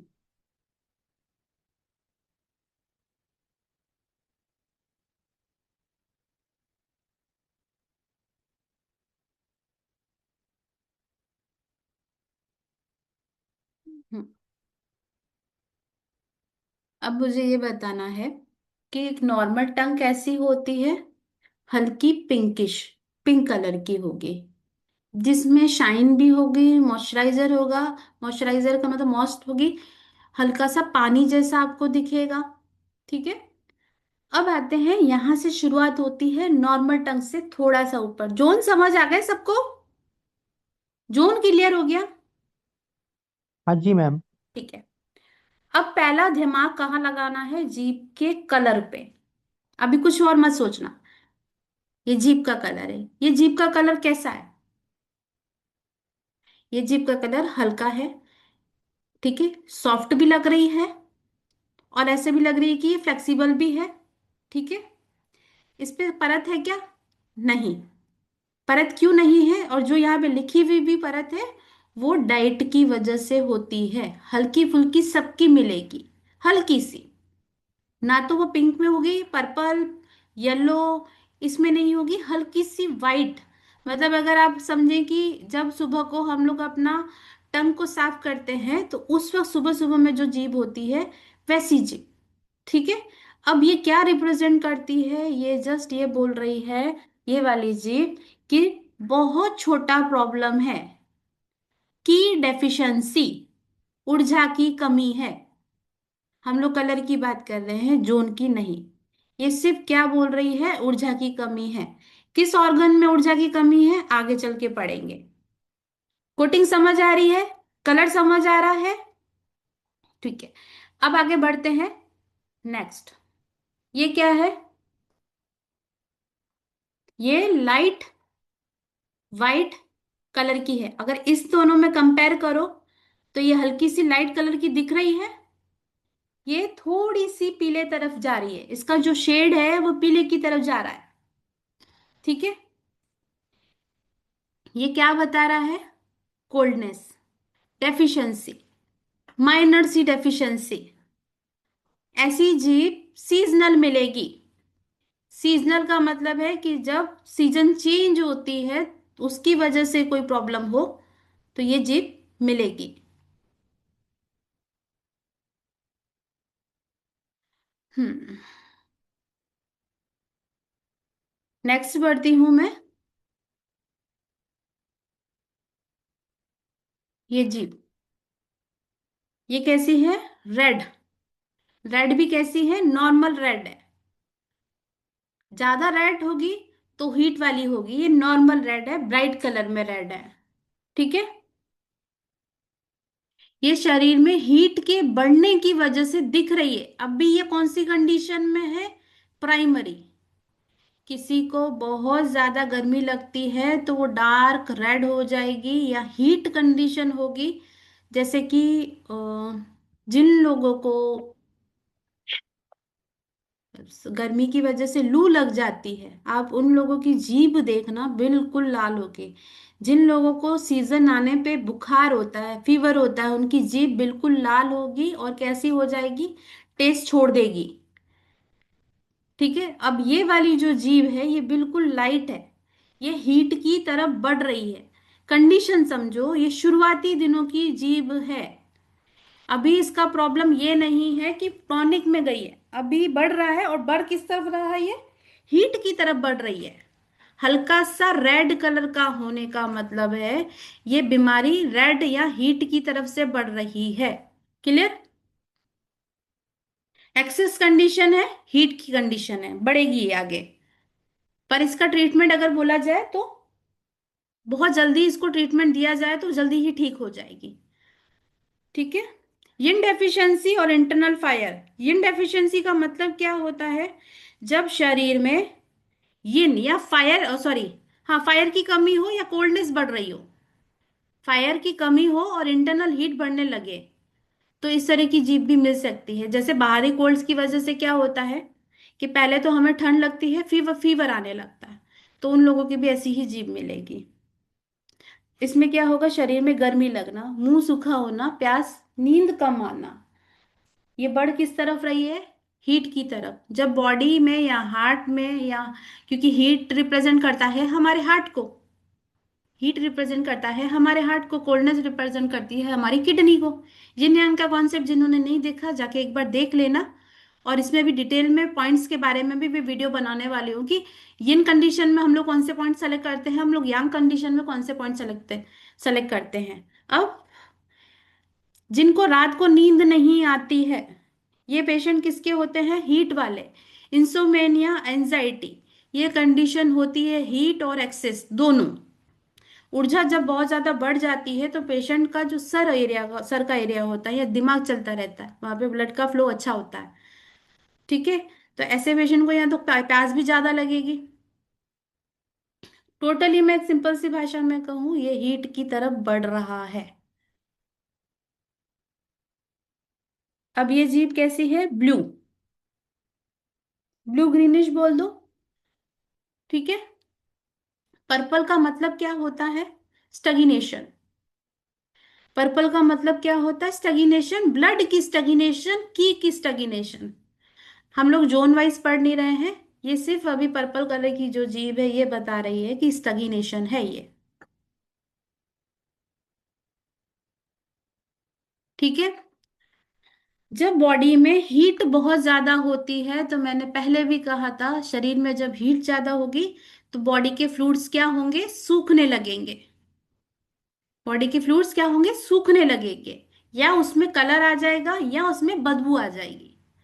अब एक यहाँ पे एक लाइन साइड में लिख लेना, जो लिख रहे हैं कि जिन लोगों का मुंह खोलते ही बदबू आती हो और कुछ ही सेकंड के बाद वो नॉर्मल हो जाती है, तो ये किसके हैं? हीट वाले पेशेंट हैं, और इनका क्या हो रहा है? बॉडी का फ्लूइड सूख रहा है, और बाकी जो चीजें हैं वो फ्लूइड है, या जो भी मुंह में जितना भी हमारा समझो कि सलाइवा है, वो क्या हो रहा है? बदबू करना शुरू कर रहा है, स्मेल आ रही है। क्लियर? जैसे ही थोड़ी देर मुंह खुला, थोड़ी हवा बहुत गई, थोड़ा सा कोल्डनेस, मतलब एक हवा जाने के बाद उसकी बदबू कम हो रही है, तो ये क्या है पेशेंट? पर्पल कलर के पेशेंट है, और इनकी बॉडी में हीट बढ़ रही है और बॉडी के फ्लूइड सूख रहे हैं। गला भी इसी वजह से सूखता है, रात को नींद नहीं आ रही है, सर्कुलेशन भी अच्छा नहीं होता।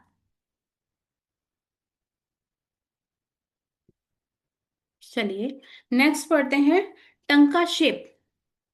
शेप में समझा देती हूँ, ये कैसी शेप है? झुरी। स्किन पे कैसे आती हैं झुर्रियां? अब यहाँ पे क्रैक भी नहीं दिख रहे हैं, ऐसा लग रहा है कि कोई पेपर है जिसको रोल अप कर लिया गया हो, बंद कर दिया गया हो हाथों से, ऐसा लग रहा है ना जीभ पे। इसको बोला जाता है, रफ टंग बोली जाती है। ये क्यों होती है? दरारें हैं भी, पर वो दरारें कैसी हैं? बहुत हल्की, बहुत सारी हैं। आगे पीछे जैसे किसी पेपर को रोल अप किया जाता है या उसको हाथ से मरोड़ा जाता है तो उसकी जीभ ऐसे होती है, वैसा कागज हो ना। इसका मतलब क्या है? टीसीएम में ये है कि टंग पे बहुत पुराने से प्रॉब्लम हो रखी है, पुरानी क्रॉनिक कंडीशन है। या मैडम जीभ नहीं दिखाई दे रही है। क्या नहीं दिखाई दे रही है? जीभ ये रही। जीभ नहीं। अभी दिख रहा है आप सबको? स्क्रीन चेंज किया, दिखा? नहीं, उतने डीप में नहीं दिख रही है। ये ले लो, अभी दिखा? हाँ, अभी दिखा मैडम। मैं समझ गई, मुझे स्क्रीन से थोड़ा सा इमेज बड़ी करनी पड़ेगी। ये दिख रही है? अब जीभ दिख रही है अभी दिख रही है। ना? अब आगे चलते हैं। अब इस जीभ में ये क्या बोल रहा है? ये बोल रहा है, ये वाली जो जीभ ये कह रही है कि ये डिजीज है, ये भी क्रॉनिक है। क्रॉनिक का मतलब है कि ये बीमारी कोई आजकल की नहीं है, पुरानी है। ठीक है। इस जीभ में जब इस तरह की झुर्रियां आती है, झुर्रियों को हम क्या समझते हैं? एक सेकेंड में आती हूँ ना, एक सेकेंड दीजिएगा मुझे।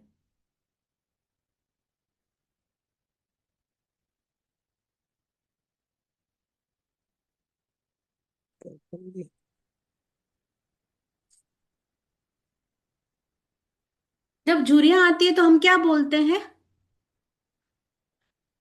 बुजुर्ग हो गए हैं, बूढ़े हो गए हैं। तो ये बीमारी या ये जीव क्या रिप्रेजेंट करती है? एक ऐसा पेशेंट जिसको बहुत लंबे समय से बीमारी है और मल्टीपल है, एक आधी बीमारी नहीं मिलेगी। आया समझ में? ये नहीं है कि इसको सिर्फ लीवर का प्रॉब्लम है, ये नहीं है कि इसको सिर्फ किडनी का प्रॉब्लम है। जब आप इसको देखने बैठोगे और अपने दूसरे वाले से डायग्नोस करोगे तो यहाँ पे मल्टीपल सिम्टम्स मिलेंगे आपको। एक पल में ऐसा लगेगा कि स्प्लीन का प्रॉब्लम है, दूसरे पल में लगेगा कि इसको स्टमक का प्रॉब्लम है, तीसरे पे ये लगेगा कि इसको हार्ट का भी शायद प्रॉब्लम है। और बहुत सारे बार भी ऐसा होता है कि जब बड़ी एज में जिन लोगों को ऐसा जीव मिलेगा, उनके इमोशंस भी मल्टी तरह से खराब हो रखे होते हैं। कभी उनको गुस्सा आएगा, बच्चों के जैसा नेचर हो जाएगा। तो कुल मिला के कहने का मतलब है कि ये बड़ी उम्र के लोगों में जीत देखने को मिलती है, जिनको सिम्टम्स के रूप में समझो, डायबिटीज भी मिल जाएगी आपको। आपको ऐसा लगेगा कि इसको बीपी का भी प्रॉब्लम है। मैं यहाँ पे डायग्नोस में ये नहीं कह रही कि लो है कि हाई है, इसके बारे में नहीं बात कर रही हूँ। एक ऐसा पेशेंट जिसके सिम्टम्स बहुत सारे हैं। ठीक है। अब ये लिखा है इसमें बड़ी एज में और क्रॉनिक बीमारी है, लंबे समय की है, ऐसा नहीं कि आज की बीमारी है। अब ये जीभ देखिए, ये जीभ मैंने पहले भी डाल रखी है, मैं अभी भी डाल रही हूँ। सॉफ्ट है, दिख रही है, ठीक है ना? पतली भी, हाँ ठीक है। पतली है, पतली है और लंबी है। देखो पेशेंट का जो जीभ है, हम लोग इसके चिन्ह से काउंट करते हैं। ये अपने मुंह से बहुत ज्यादा बाहर आ रही है। एक और लाइन साइड में लिख लेना, जिन लोगों को हार्ट से रिलेटेड प्रॉब्लम होती है उनकी जीभ मुंह से बाहर नहीं आती है, उनकी जीभ मुंह से बाहर नहीं आती है। दूसरा, कि जिनका हार्ट का प्रॉब्लम होगा उनकी जीभ अंदरूनी, जैसे चम्मच को उल्टा कर लो ना, अंदर की तरफ रोल्ड हो जाएगी, फिर भी वो बाहर नहीं आएगी। समझ आ रही है मेरी बात? आ रही आ रही। जैसा चम्मच को उल्टा किया, अंदर ही रहेगी और रोल्ड अप होके नीचे की तरफ चली जाएगी। और ये जीभ क्या हो रही है? बड़ी है। तो इसके हिसाब से आप समझो कि ये आमतौर पे बहुत माइनर बीमारी वाला पेशेंट है। हीट है, पर ये हीट की तरफ बढ़ रहा है क्योंकि इसकी जीभ का कलर क्या है? रेड है। इससे मैं बोल रही हूँ कि हीट है। अदरवाइज अगर हम इसमें, जाने थे लेकिन कोई बतावा ना है। जी ठीक है, अगर ये जीभ नॉर्मल पिंक कलर की होती और ये बड़ी होती तो भी मैं इसको नॉर्मल ही मानती, पर इसका कलर देखने के बाद मैं ये कह रही हूँ कि ये जो बढ़ रही है हीट की तरफ बढ़ रही है। ठीक है, हल्की, ज्यादा नहीं। ये मैं पीपीटी आपको शेयर करूंगी, आप आराम से बैठ के इसको पढ़ना। अब आते हैं स्वेलिंग वाली जीभ, जिनको समझ आ गई है, ये पूरी जीभ स्वेलिंग है। अब इस वाले पेशेंट की देखो, अभी भी इसकी थोड़ी सी जीभ बाहर आ रही है। ठीक है, ये सामान्य से मोटी है, थोड़ी सी मोटी है।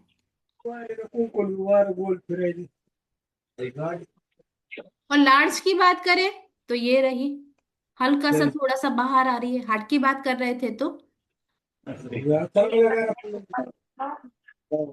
अभी तो सिस्टम बताएंगे ना बाद में। आप म्यूट कर लीजिए मोहम्मद जी।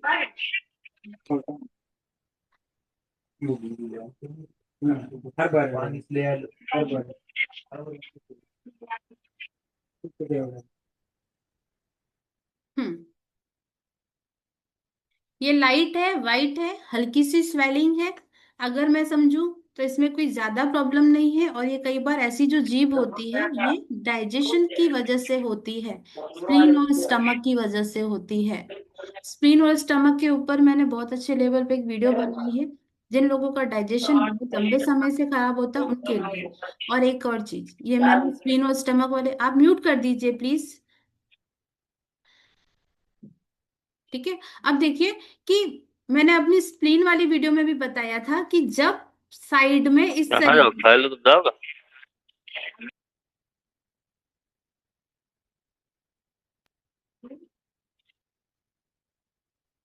मोहम्मद इरफान जी मैं म्यूट कर रही हूँ, आप अनम्यूट मत कीजिए।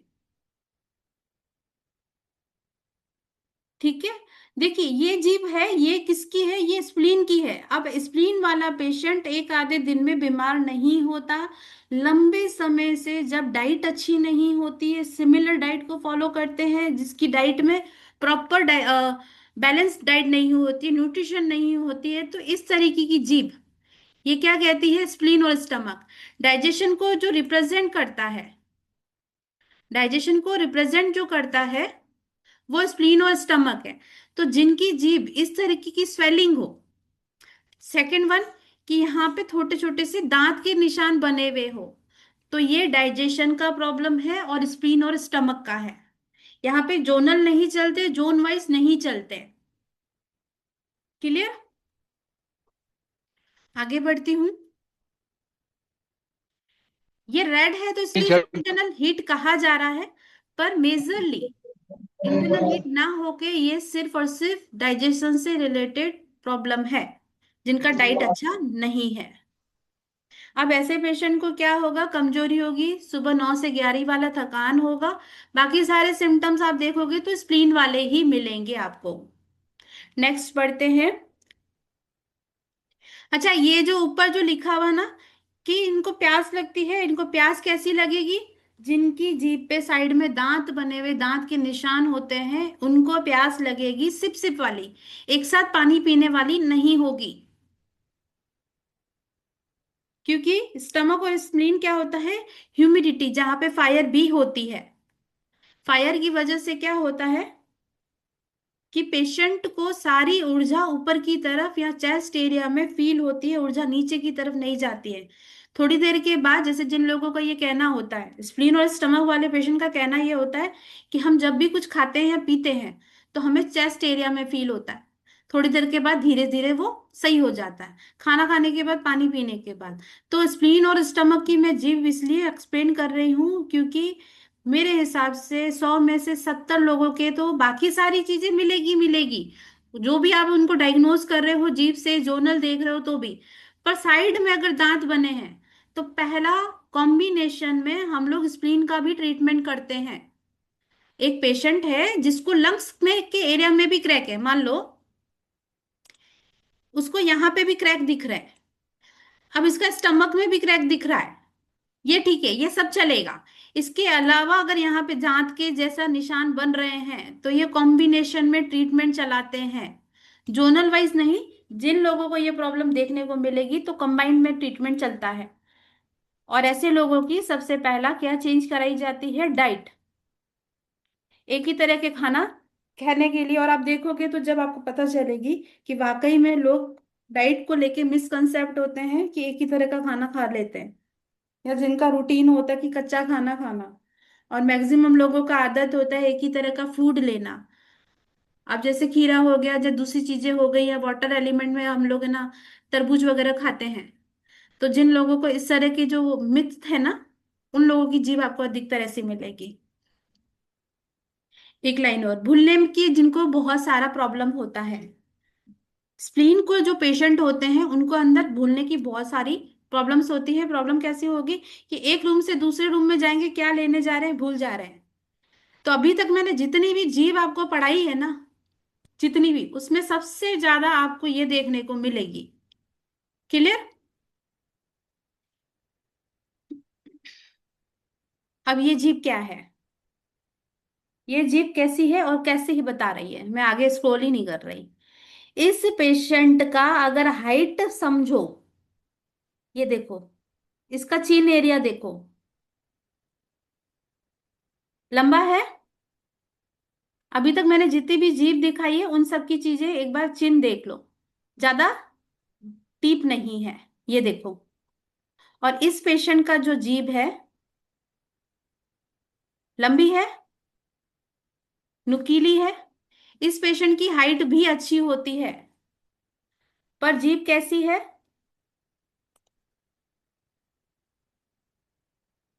यिन डेफिशिएंसी।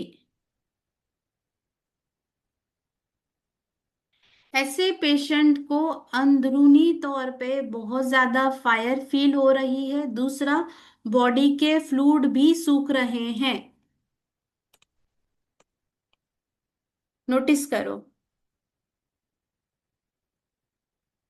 दिख रही है? ये कहां से मैं बोल रही हूं? इस पेशेंट की जीभ देख के। इसका हाइट बहुत अच्छा है,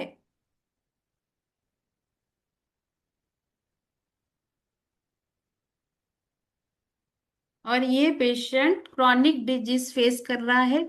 एक लाइन साथ में देख, याद लिख लो, इस तरह की अगर किसी की जीभ होती है, याद रखना, बॉडी का हाइट अच्छा खासा होगा, जीभ ऐसी है, अधिकतर किडनी इसेंस का प्रॉब्लम दिखेगा।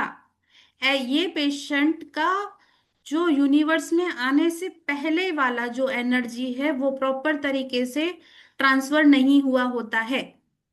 क्लियर? यहां तक सबको क्लियर है? मैं आज अभी बस इतना ही पढ़ा रही हूँ, और आप लोग को कोई सवाल हो क्लास से लेके बात कर सकते हैं।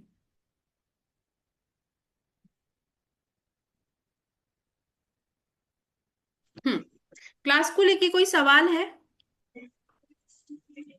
जी जी मैडम, कहाँ से देखा है इसका, क्या जो चीज? अभी जीप बताई रही अभी? कहाँ से देखा है मतलब, मैं नहीं समझी। जो अभी जीप बताई रही आपने, हाँ, देखो, जो तो पेशेंट का मेंटल लेवल या पेरेंट्स की तरफ जितना एनर्जी होता है वैसा ट्रांसफर होके बच्चे में नहीं आता, तब ऐसी जीभ मिलती है। और ये लिख लो, जीभ लंबा होगा और बच्चे का हाइट थोड़ा ज्यादा भी हो सकता है, थोड़ा कम भी हो सकता है, पर मेजरली ये कहोगे कि उसका हाइट ज्यादा होगा, ठीक है। अच्छा। और मेंटल लेवल थोड़ा सा कम रहेगा। होता है ना, आपने देखे होंगे कि कोई बच्चा है 14-15 साल का, उसका हाइट बहुत अच्छा हो गया है, पर ब्रेन जितना डेवलप नहीं हो रहा। अभी आप रिलेट कर पा रहे होगे, बहुत सारे ऐसे बच्चे होते हैं हाइट से बड़े हो जाते हैं पर ब्रेन डेवलप नहीं होता है। अभी ब्रेन डेवलप ना होने के पीछे का रीजन होता है कि जिन पेशेंट का किडनी सेंस, यूनिवर्स में से आने वाली पहले वाली जो चीजें होती हैं वो ट्रांसफर होके सही से नहीं आती है। अगर नेचुरल एक यूनिवर्स में तय करा हुआ है कि 15-16 साल का बच्चे का ब्रेन वैसा होना चाहिए, 5 साल का बच्चा है तो 5 साल के जितना उसका ब्रेन डेवलप होना चाहिए, 10 साल का है तो 10 जितना होना चाहिए। अगर अपन कहते हैं ना कि ये बच्चा बुद्धि है, इतना बड़ा हो गया है अभी बुद्धि नहीं आई है, तो ये सिमिलर है कि दोनों मैच नहीं खा रहे हैं और ये किडनी स्टोन्स वाले पेशेंट होते हैं। हाइट का बढ़ जाना, और ये बच्चे लाइक ऐसा भी हो सकता है कि पेरेंट्स की तरफ से डायबिटीज भी अगर किसी को हो रखी है और बच्चे में भी ट्रांसफर होगी तो उनकी जीभ भी आपको ऐसे ही मिलेगी। आया समझ में? जो चीज जेनेटिक भी होगी, जेनेटिक चाहे कम हो रही हो या ज्यादा हो, जैसे हम लोग हाइट, ब्रेन, नेल्स, हेयर्स, ये सब क्या समझते हैं कि पेरेंट्स की तरफ से आता है ना। और जब इसमें कोई चीजें डिफरेंस मिलती है तब हम लोग ये समझते हैं कि ये किडनी सेंस वाला पेशेंट है। किडनी सेंस में मैं एक बहुत अच्छे तरीके से एक वीडियो बनाऊंगी। और जीभ ये बहुत मिलती रेयर है, पर मेंटल पेशेंट पे ज्यादा मिलेगी आपको। मेंटल जो पेशेंट होते हैं, जैसे हम लोगों के पास ऐसे आते हैं कि सीपी वाले पेशेंट होते हैं, उनका जीभ ऐसा होगा। आया समझ में? ठीक है, और अभी किसी और को सवाल? इसमें नोक भी नहीं है मैडम, जो आपने अभी जीप दिखाई रही? नॉक तो वो मतलब? सामने से मतलब प्लेन है, ऐसा लग रहा है जैसे कटी हो जीप। एक सेकेंड मैं आपको दिखा देती हूँ।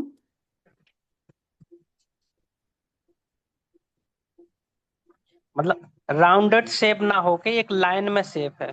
हाँ हाँ जी। हाँ, राउंड है। ब्रेन, अगर मैं आपको एक चीज बताऊं, मैंने ना अभी थोड़ी देर पहले भी इस चीज को एक्सप्लेन किया था। जब है ना मैं ये बोल रही थी ना कि नर्व्स की बात कर रही थी, जिनका बॉडी का ब्लड का फ्लो अच्छा होता है, ब्रेन भी अच्छा होता है, तो उनकी जो नर्व्स होती है ना बहुत सटीक होके नीचे चली जाएगी। अब जो इस तरीके से जा रही है, स्वेलिंग होना, ब्रेन का प्रॉपर काम ना होना, ये चीजें याद रखना मेरी। अगर वो कुछ सेकंड के लिए आपको अपनी फिंगर पे महसूस हो रही है तो इसका मतलब है कि ये प्रॉब्लम क्रॉनिक है। स्वेलिंग का होने का भी मतलब ये होता है कि क्रॉनिक है। एक चीज और, ये देखो,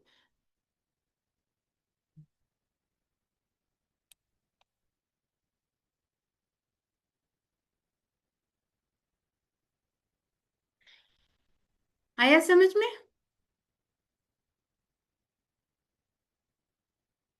हम्म, किसी को और कोई सवाल?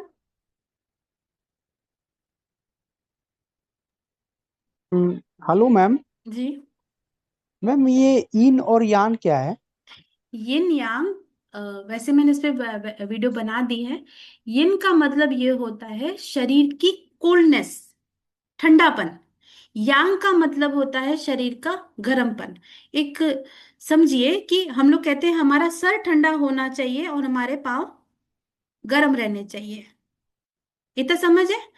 यांग हमारा सिर है, यिन हमारे पाँव है। यांग और यिन का मतलब ये होता है कि फीमेल और मेल।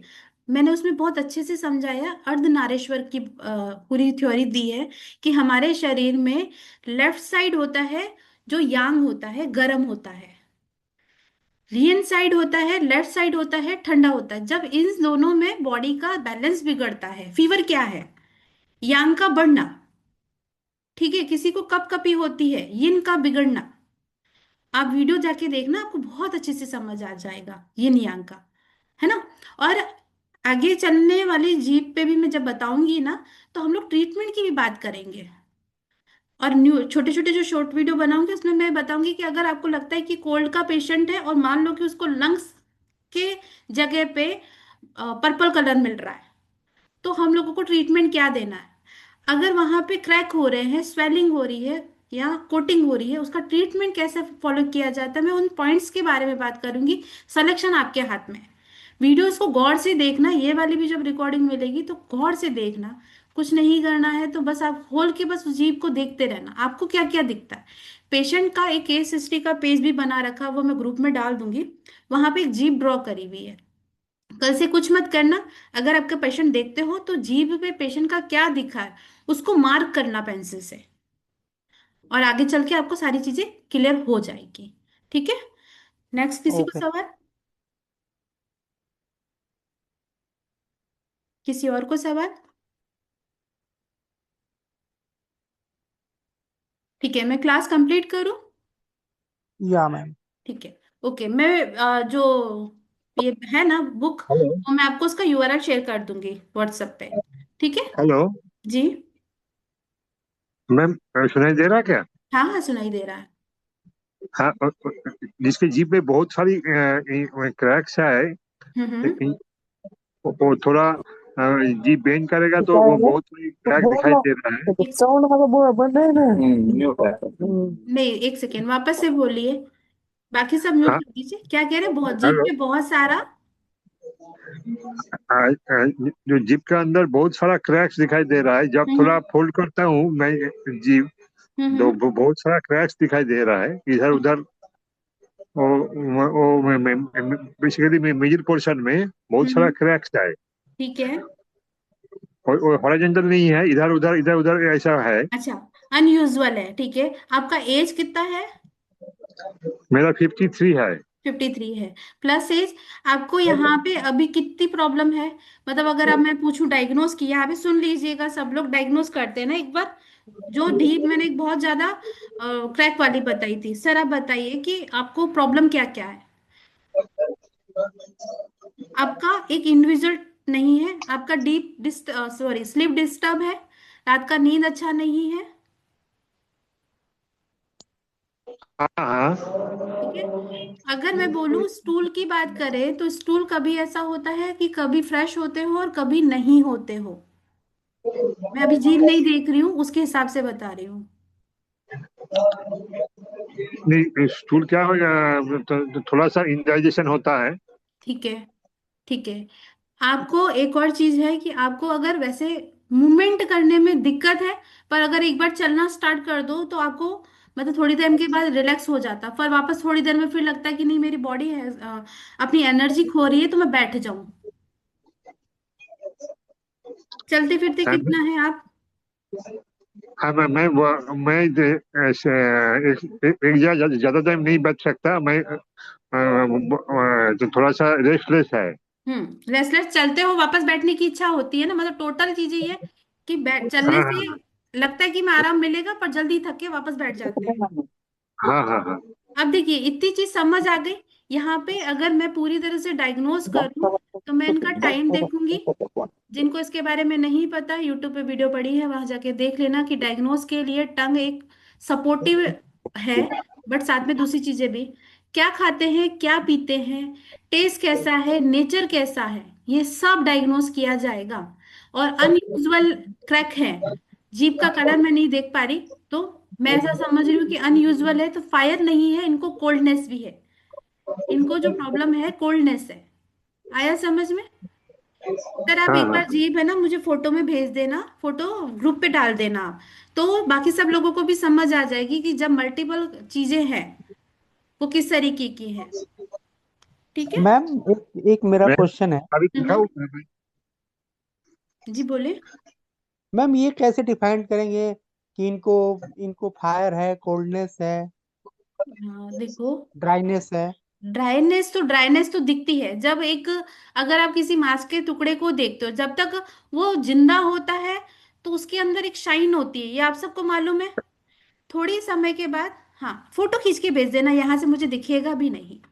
फोटो खींच के ग्रुप में डालिएगा। अब इनका कलर देखो तो ज्यादा रेड नहीं है, तो ये कोल्डनेस रिप्रेजेंट कर रहा है। अगर डार्क रेड होता है और बहुत सारे क्रैक होते, अब ये ना रेड होती तो हम लोग हीट मानते। और इनकी जो कलर अभी आप सब लोगों ने देखा, ये हल्की सी वाइट सी दिख रही है, तो ये कोल्डनेस की वजह से भी होती है। दूसरा चीज कि हम लोग पहले डिसाइड कर रहे हैं कि क्रैक है। मुझे कैसे पता कि इनको कोल्डनेस की वजह से? एक इनकी आवाज आपने सुनी, आवाज आप लोगों ने सुनी कैसा है? हाँ जी, हाँ कप जी। कपी आवाज में कैसा? एक सेकेंड आप म्यूट कर लीजिए, बाकी सब लोग म्यूट कर लीजिए, ठीक है? आवाज सुनी आपने? मेरा आवाज कैसा है? स्ट्रांग है, कंटिन्यूअस है। हाँ इनकी जी। आवाज में क्या थी? एक कप कपी थी। ये कोल्डनेस को रिप्रेजेंट करती है। फायर वाले पेशेंट की आवाज बहुत तेज होती है और सटीक होती है, फ्रीक्वेंसी में होती है। आया समझ में? दूसरा चीज मैंने कैसे पता किया, एक इन्होंने एज बोली। किडनी वाले पेशेंट होते हैं बड़ी उम्र के लोग, याद रखना। 45 साल से ऊपर में हम लोग इनको उस एज में, क्योंकि किडनी क्या होती है, धीरे धीरे डेफिशिएंसी में जाती है। और जब उम्र बड़ी होती है तो उनके अंदर फायर बहुत रेयर देखने को मिलती है, हीट बहुत रेयर देखने को मिलती है। हार्ट का प्रॉब्लम होता है पर वो रेयर इम्पैक्ट करता है। यहाँ ज्यादा होता है किडनी का प्रॉब्लम। धीरे धीरे बालों का झड़ना, आवाज में एक फ्रीक्वेंसी ना होना, कोल्डनेस वाली जो बातें, इनको ठंड की वजह से प्रॉब्लम होती है। ये सब ये आगे जाके हम लोग यूट्यूब उस पे हमारे टीसीएम के ग्रुप में बैठ के बात करेंगे इसके बारे में। क्लियर है अभी तक? मैडम जी मैम। मौसम की वजह से व्हाट्सएप नंबर नहीं मिला। मिल जाएगा आपको, आपके ग्रुप में मिल जाएगा, है ना? अच्छी ठीक है, बात है। मिल जाएगा। कुछ किसी का कुछ नहीं मैम रहेगा, सबको सर्टिफिकेट भी मिल जाएगा।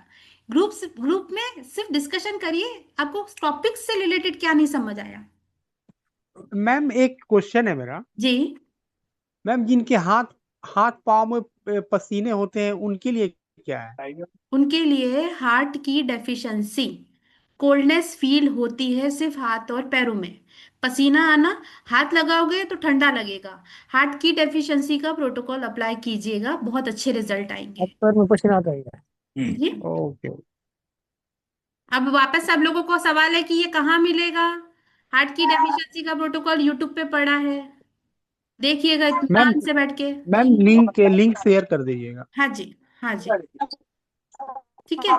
हम लोग डायग्नोस हेलो टीसीएम में टंग हेलो डायग्नोस कर रहे हैं। हाँ जी। मेरा एक सवाल है। हम्म ये मेरी जो लड़की है ना, जिसके अभी 30 अप्रैल को शादी है, हम्म उसको पीसीओडी का प्रॉब्लम है। ठीक है। तो क्या उसको ट्रीटमेंट देंगे तो समझा सकेंगे? लीवर की स्टैग्नेशन, अभी थोड़ी देर पहले मैंने बताया था। आप भले उसकी जीभ का साइड वाला एरिया देखोगे ना तो पर्पल हम्म, मिलेगा, अच्छा। आप जाके चेक करना। तो उसको क्या ट्रीटमेंट है उसको? मैं व्हाट्सअप कर दूंगी। ओमना जी आप बात करें ना तो मैं भेज दूंगी आपको। लीवर की स्टैग्नेशन 15 से 20 दिन दोगे तो काफी चेंजेस मिल जाएंगे। ठीक है, हमने ठीक क्लास में भी बोला था कि फीमेल डिसऑर्डर, उसमें लीवर की स्टैग्नेशन और लीवर के एरिया में अधिकतर प्रॉब्लम मिलेगी। 100 में से 90 फीमेल पेशेंट हाँ, अगर फीमेल प्रॉब्लम है, वहां पे आपको लीवर की जोन में पर्पल कलर या ब्लू पर्पल कलर मिल सकता है, येलो नहीं अच्छा मिलेगा। ठीक है ना? अच्छा। ये थोड़ा वातावरण खराब है ना, इसलिए कुछ मेरा मिस हो गया है। जी जी, कोई दिक्कत नहीं, ठीक, रिकॉर्डिंग में सब आ जाएगा, है ना? ओके। और आपके यूट्यूब की लिंक भेज देना मुझे। हाँ जी, हाँ जी। मैं उसे मैम जवान का रिकॉर्डिंग फोटो कब तक निकाल के मिल भेज जाएंगे? देता हूँ। मैं अभी थोड़ी देर में देखती हूँ, डालती हूँ ना। आज से व्हाट्सएप पे डाल रिकॉर्डिंग, दीजिए। सुनिए सुनिए, व्हाट्सएप पे नहीं आएगा। ये ग्रुप पहले, पे। सुनिए सुनिए, आप मेरी बात सुनिए। मैं हाँ। थोड़ा, मुझे टाइम लगेगा, शायद मैं कल मॉर्निंग तक आप सब लोगों को दे दूंगी, ठीक है ना? ग्रुप पे दे दीजिए। हाँ जी। ग्रुप में ग्रुप पे एक्चुअली सुनिए, इतना बड़ा वीडियो नहीं आता है। अच्छी बात है। 1.5 घंटे का वीडियो ट्रांसफर करना यूट्यूब पे, सॉरी व्हाट्सएप पे नहीं होता है, ठीक है? अच्छी बात बराबर है। हाँ। बराबर। जी, चलिए मैं क्लास लिंक भेज देना कंप्लीट मुझे। करती हूँ। बाकी का कल हम लोग आगे वाली क्लास को करते हैं, ठीक है? चलिए, bye bye. Thank you ma'am. Thank you good ma'am. Thank you, night. Thank good night. You, धन्यवाद। धन्यवाद।